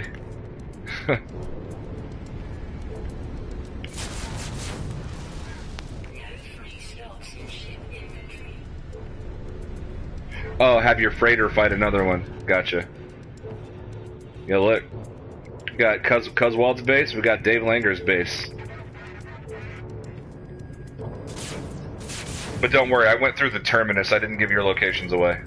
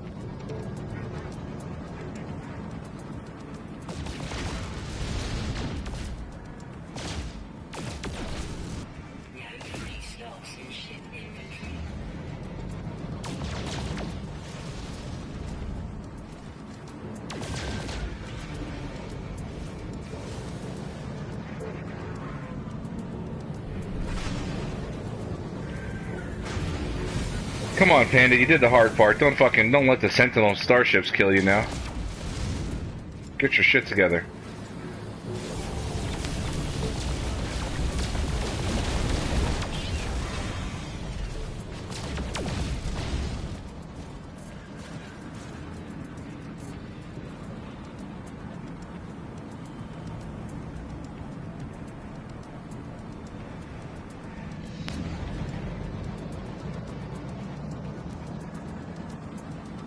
Can you hail the Sentinel ship and tell them to pay you money? Dude, I wish. I haven't tried that, but it'd be cool if you could, right?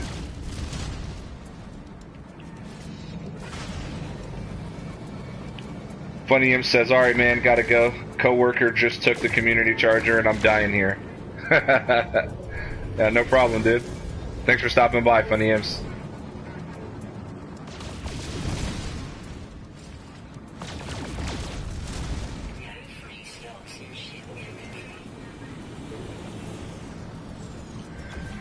Oh, I'm coming for you, you piece of shit. Or not.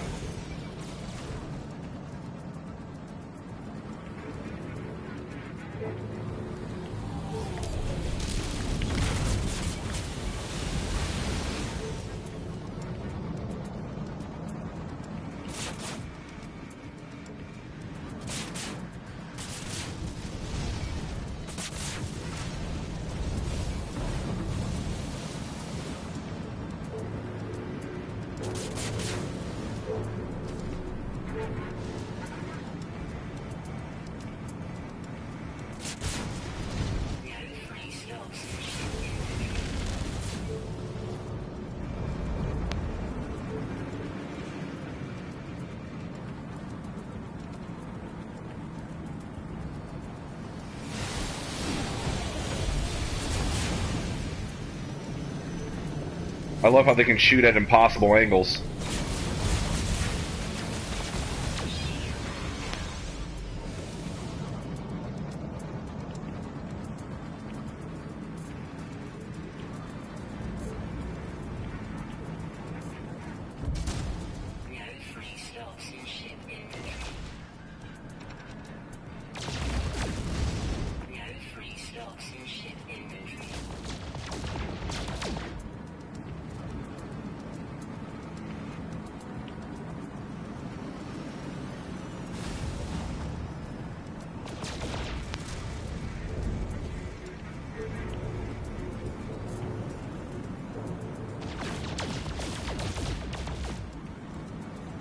Did you know that you can duplicate your shields and weapons? Is that new for the game?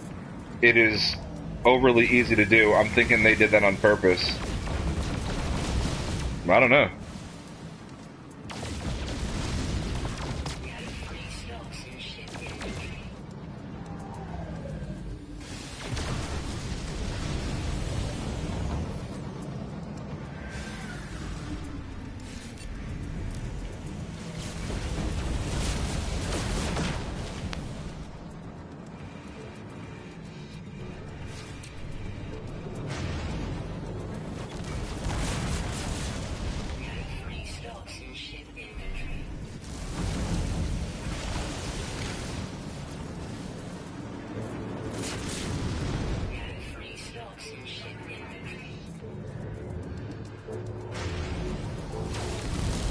Shit.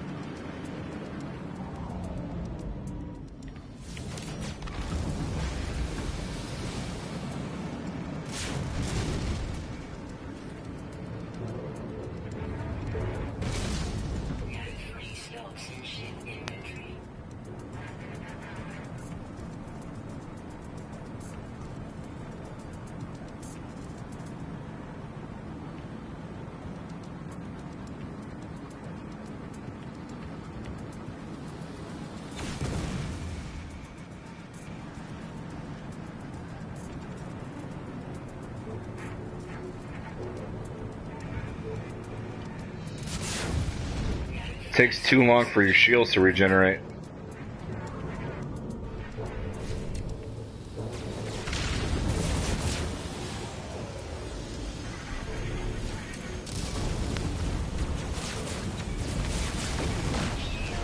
Fuck.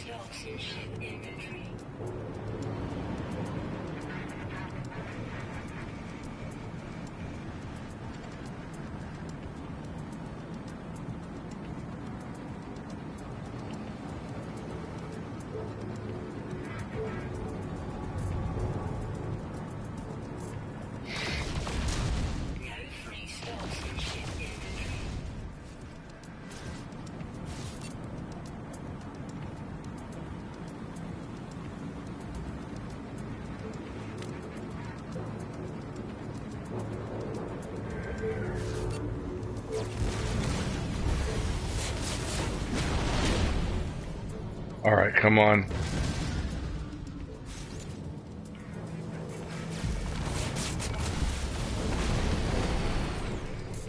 Ugh.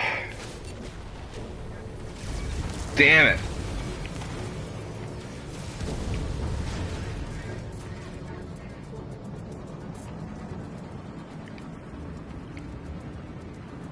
I legitimately thought I was done. Holy shit.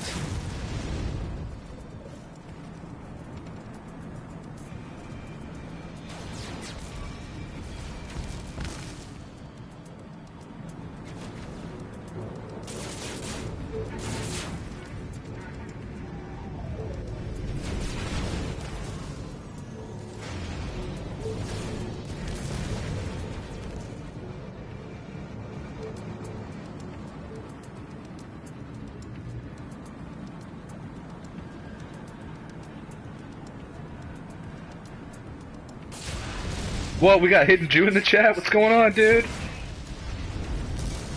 Awesome.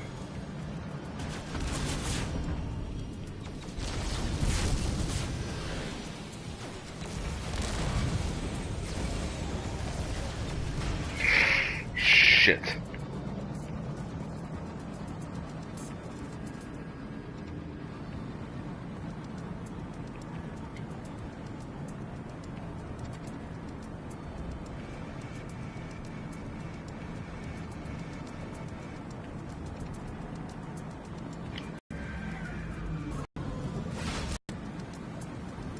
Cuz Walt, I did not know that you can add that much, actually.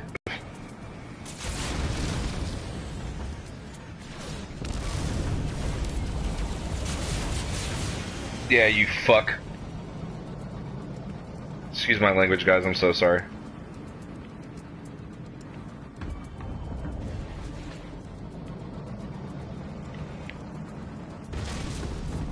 Tony Games, I wouldn't join just yet, man.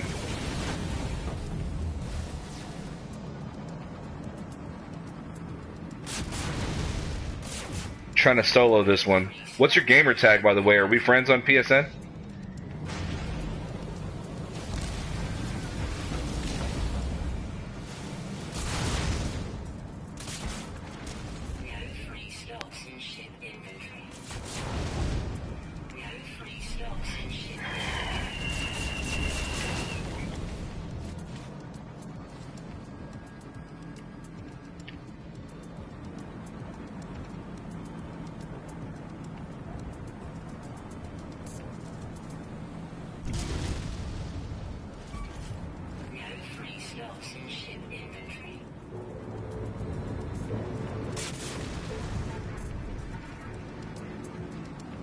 Yeah, they're pretty mad I took down their mothership, ain't it?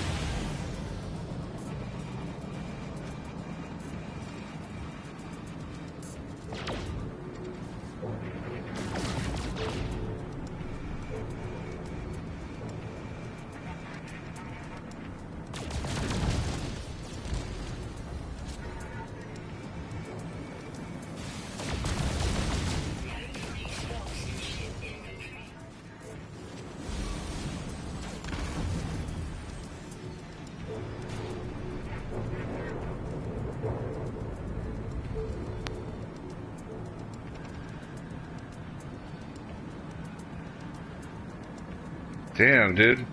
They're relentless. They just don't stop coming.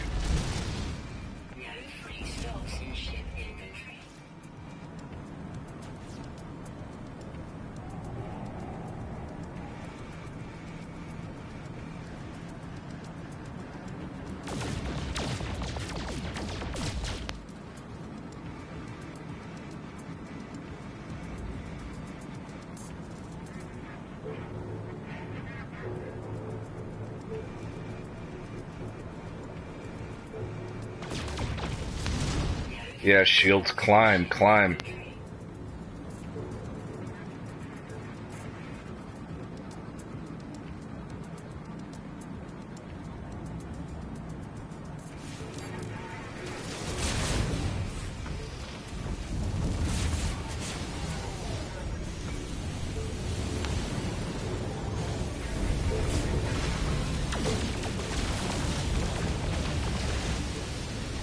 What the fuck?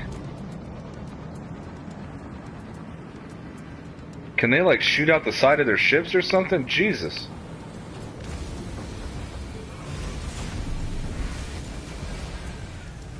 Dude.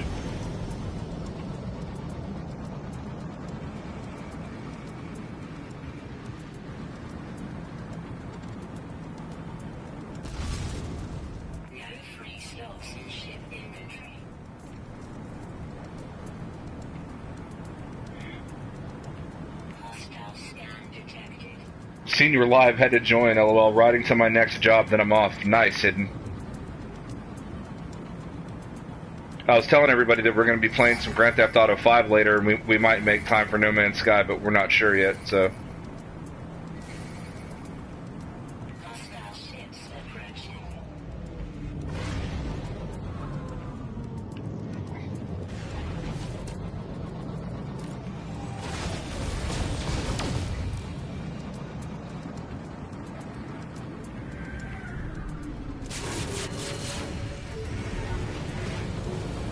Damn, it's a new freighter. No fucking way. I'm out of here. This is too hard.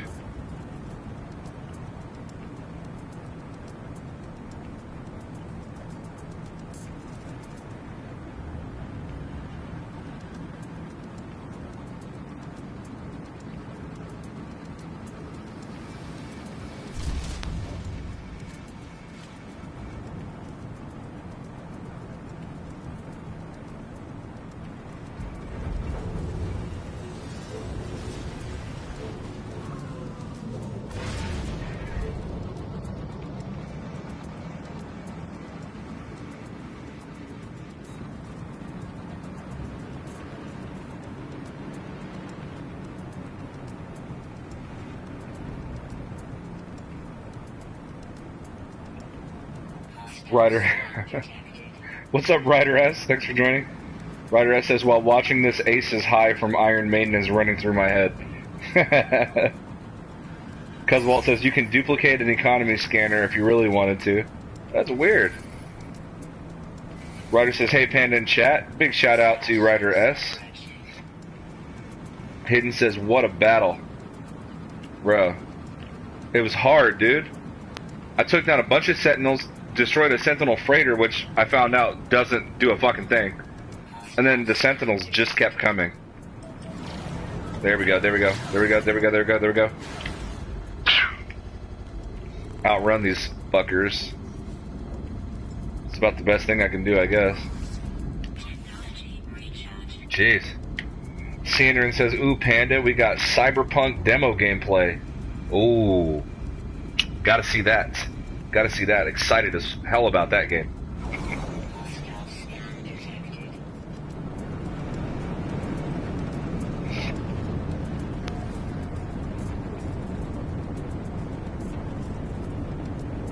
Sanderin says, well, I can say it definitely looks like demo gameplay, but it does look good as gameplay mechanics, etc.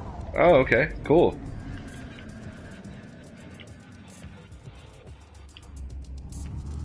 Oh, this is a lovely fucking planet. Oh my gosh.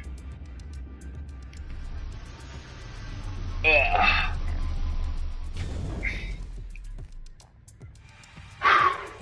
That was a toughie, guys. This is a nice looking planet, though. Let's catch up in the chat.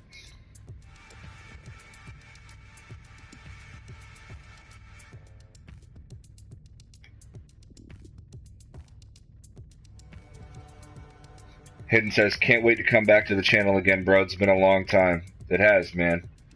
We're all patiently waiting for the triumphant return of HiddenJewAgenda. The channel's just not the same without you, bud. And I can't wait for you to really be able to participate again. It's hard doing it by myself too, you know, because we're both such busy people that it really takes both of us. Sanderin says it's just Cyberpunk 2077 gameplay after all this time. Cuzwalt says they have an unfair advantage. I saw them shoot as if they are turrets. Yeah, I mean they could shoot out of any side of their ship. It seems like it's insane. If you get within range, it doesn't matter what direction they're facing, you're getting shot. Sanderin says land on a planet and launch into mid-atmosphere to wait them out. Yeah, that's kind of what I ended up doing. Yeah. Jeez. I thought that I would get something for taking the freighter down, but I guess not. They teased it as a live stream of codes flashing across, and then things got started like the No Man's Sky Next trailer. Ah.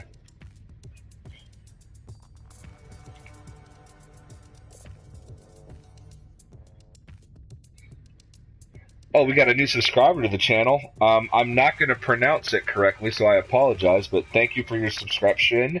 Thank you for subscribing. It looks like it's in Russian or something. So, but anyway, big shout out to that. That was about 13 minutes ago, so thank you for subscribing. Welcome to the Hidden Panda Show, and glad to see you here. Get out of your ship and then go back and lunch. Ah, okay.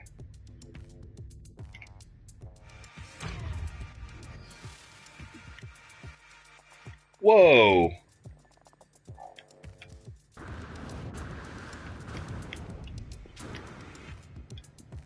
Never seen that happen before.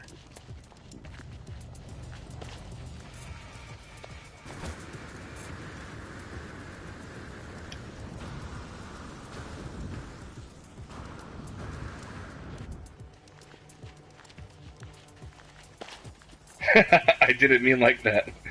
Right? Dude, that was crazy. That, like, the Hidden, if you're still there, I don't know if you saw that, bud, but that, like, launched me way into the sky. That was really strange. No way. No way, this island is not just floating.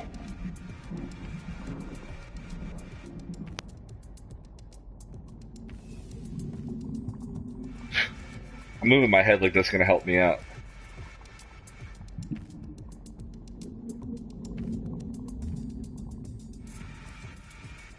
Okay, it's not. I was gonna say that what an oddly... Ooh. Shake them hips, girl.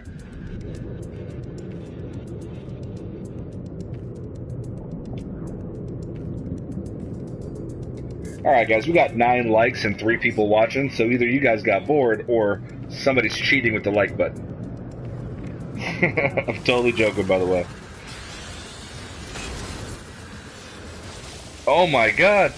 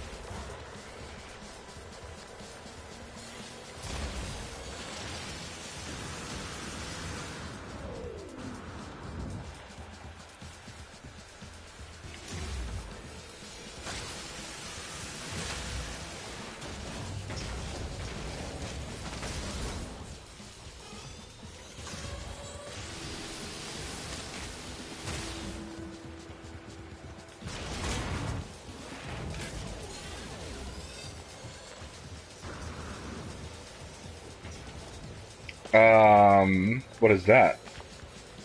Oh, navigation data. Cool. That's for signal boosters, right? Ah!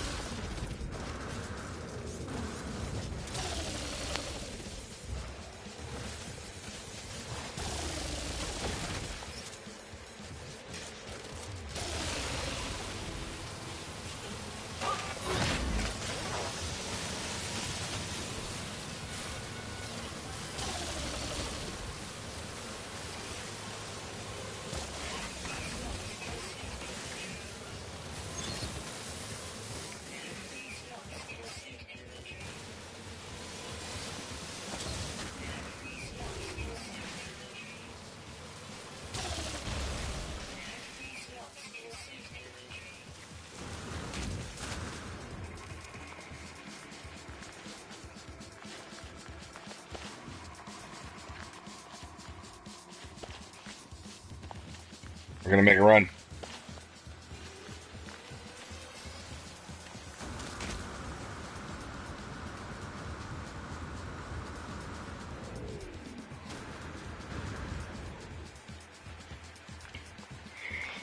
If I make it, I shall take shelter in Cuswell's base.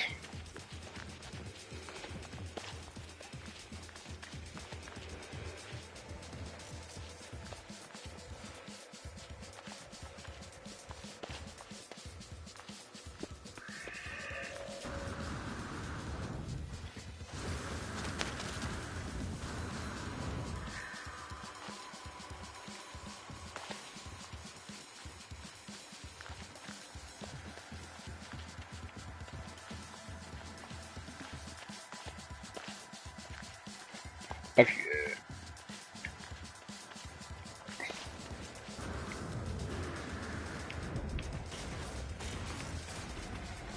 Ugh.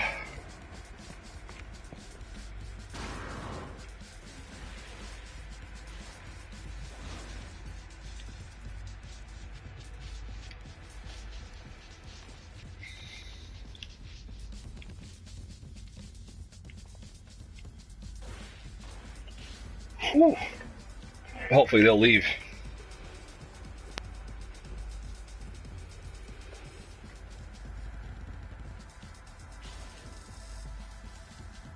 Blaze javelins don't work on walkers. Yeah, I see that. Not very well, anyway. And for some reason, I need to figure out some way of getting the what is it? The ricochet module or something off of my bolt caster, because I've noticed that feature is broken. On any sentinel that has armor, it seems like it just bounces off and has very little effect. Even though my bolt caster does a lot of damage and has like 3 or 4 S-class modules attached to it, it's not, you know, that ricochet feature doesn't seem to do well. Not sure why. Roger says grenades. Ran out of those. Cuz Walt says do it. Exactly. I guess referring to hiding in your base, I would assume.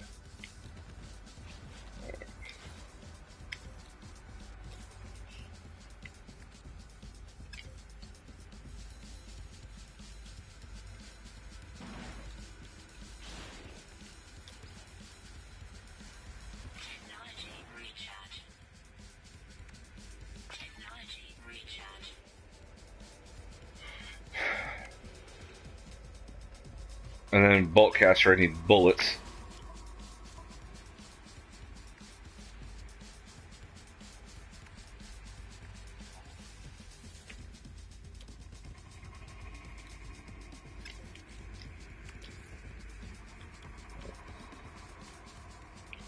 Of course.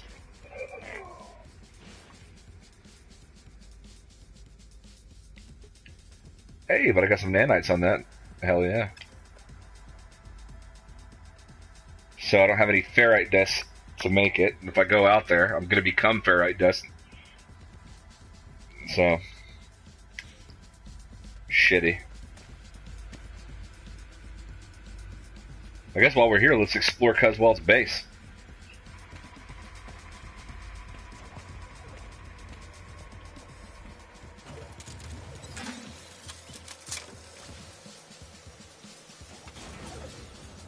Wow.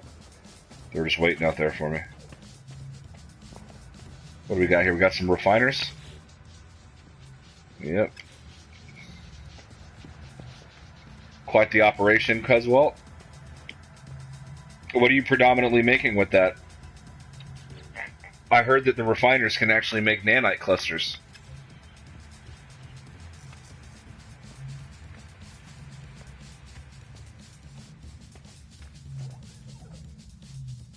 Aside from the horrifying extreme sentinels, the planet's quite nice. Love all the water. These little islands with trees on them. Pretty cool.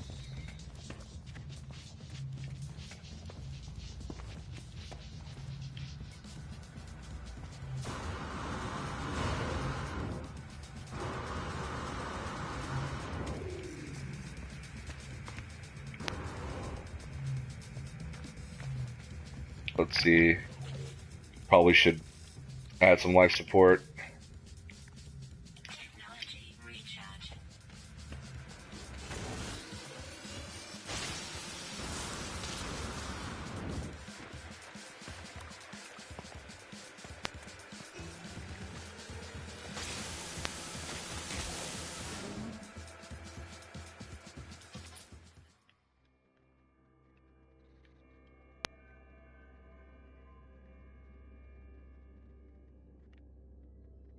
I just have to. This is too cool a picture.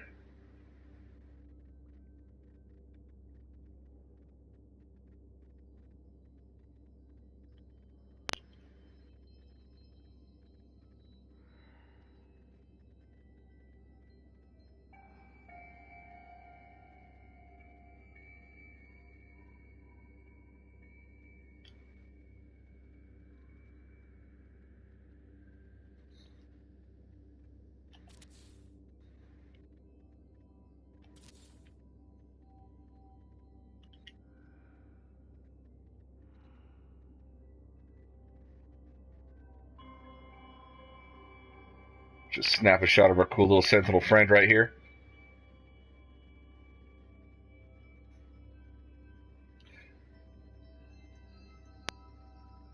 Doesn't seem like he wants to let us go. I love how you built this into the hillside, actually, instead of on top of the thing, like outlooking. I love that it's like sort of like right there, which is pretty cool. I'm about to go take a dip.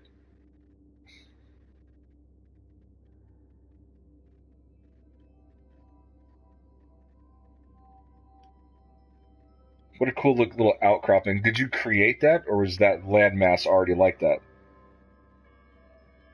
Come on, no hiding. I know.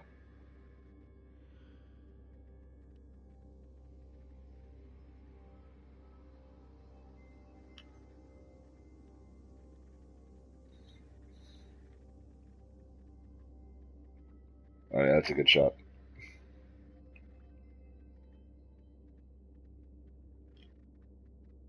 Just on the porch, man. Right, Ryder? It is a cool looking base. I'm digging it.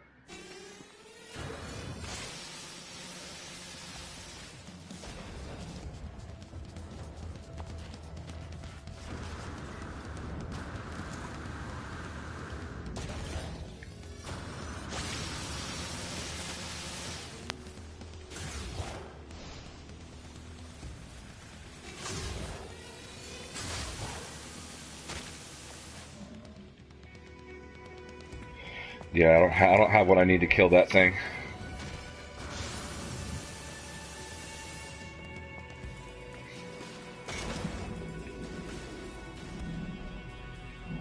Whoa!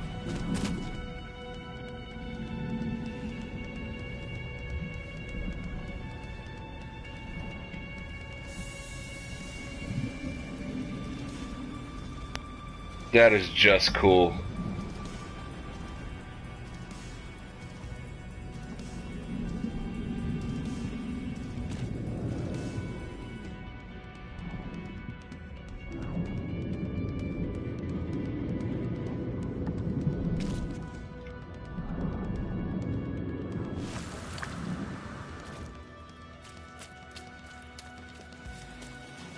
Wow, that is so weird.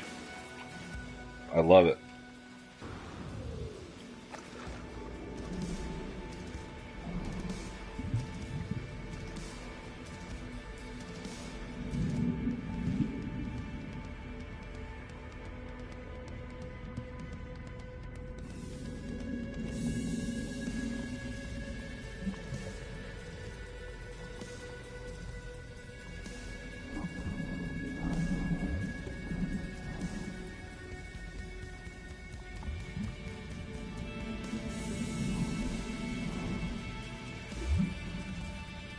Oh, it's very deep around here.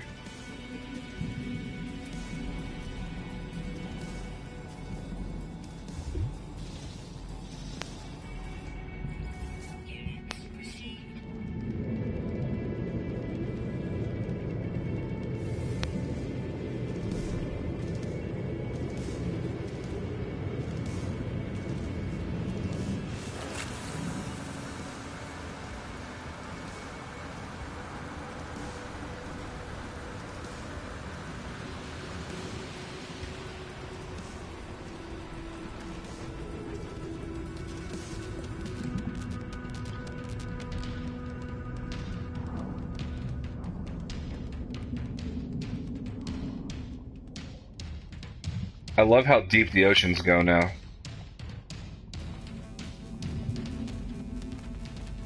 The island came as is with that half circular formation. That is so crazy. I can get air from kelp sack? What? By like just mining it?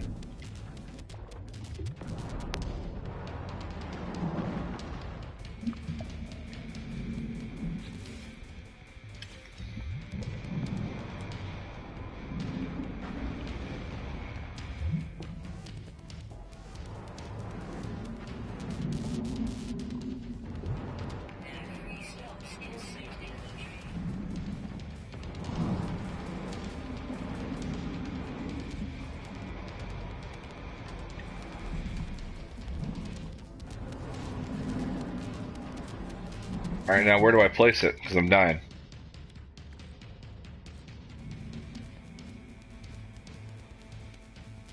Yeah, there's nowhere for me to put the air. See, I think I have to have the tech.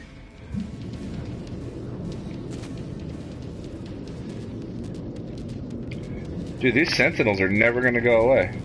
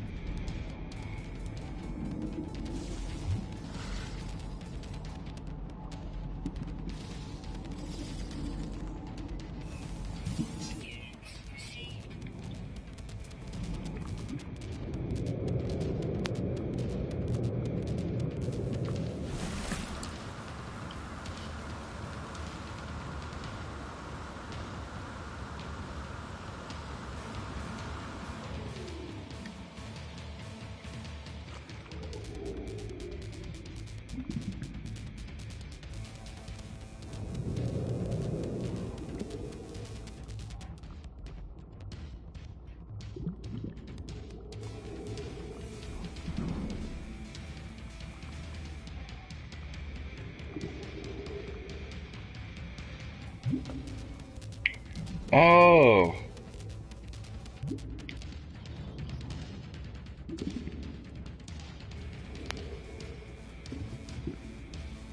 I get it now, Ryder.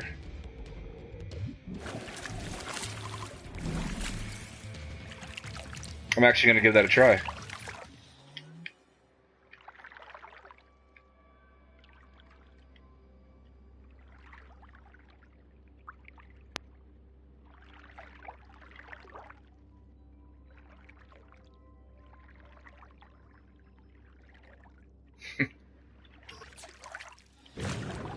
Let's try that.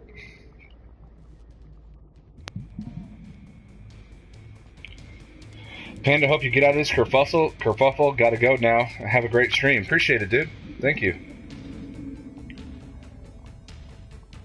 It's always a great stream with you guys in the chat.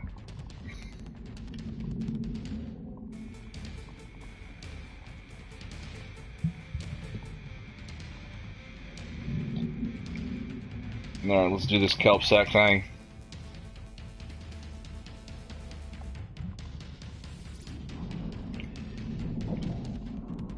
Did not know that.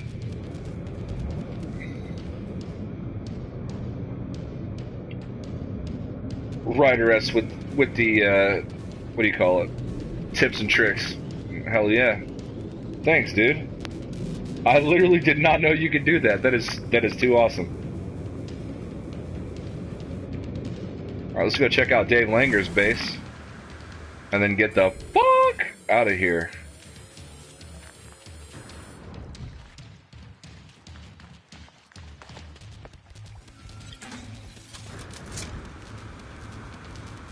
Cool base though, cuz that is just too awesome. What? And you got raptors here? Or little T-Rexes or whatever the hell that is?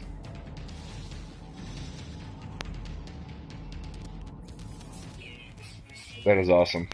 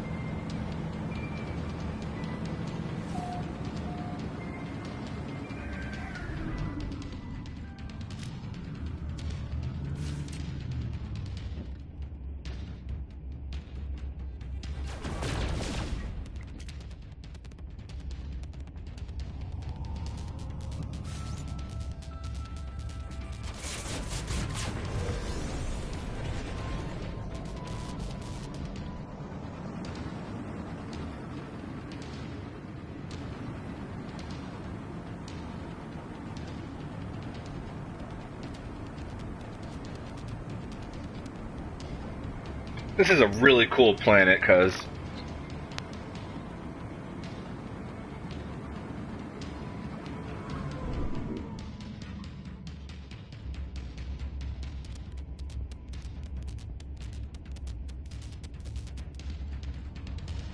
Alright, so what do we got here?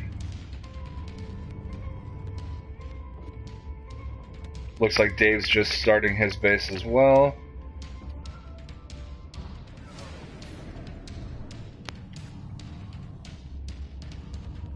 That's a cool location for it, though. That is just awesome. Lots of storage containers, very nicely done. Great planet. Rider for the win, exactly.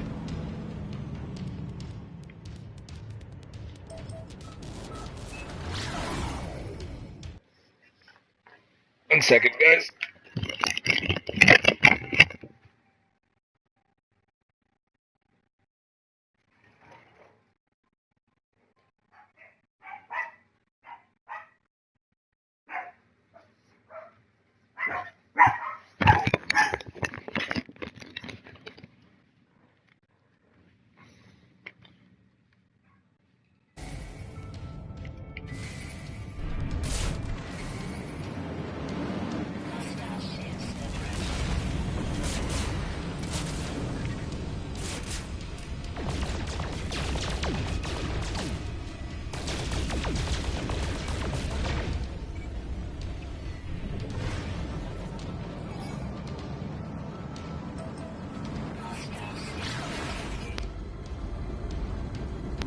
Alright, I'm gonna land.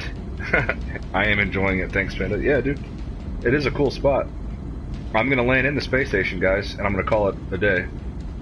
Just realized it's fucking 4. So I'll probably been streaming a while.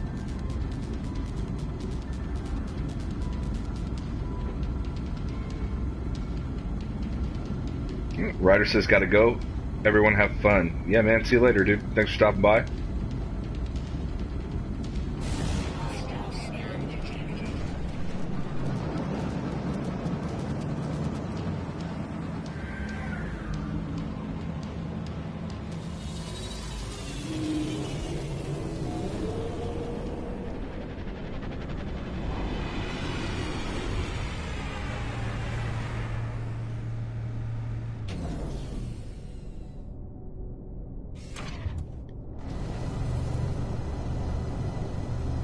Alright, guys.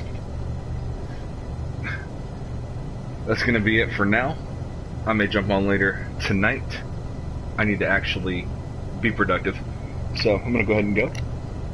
But appreciate you guys stopping by the chat. Appreciate you guys viewing. If you're not a subscriber to the Hidden Panda Show, please subscribe. Make sure you guys click the bell so you get notified when I go live or upload new videos.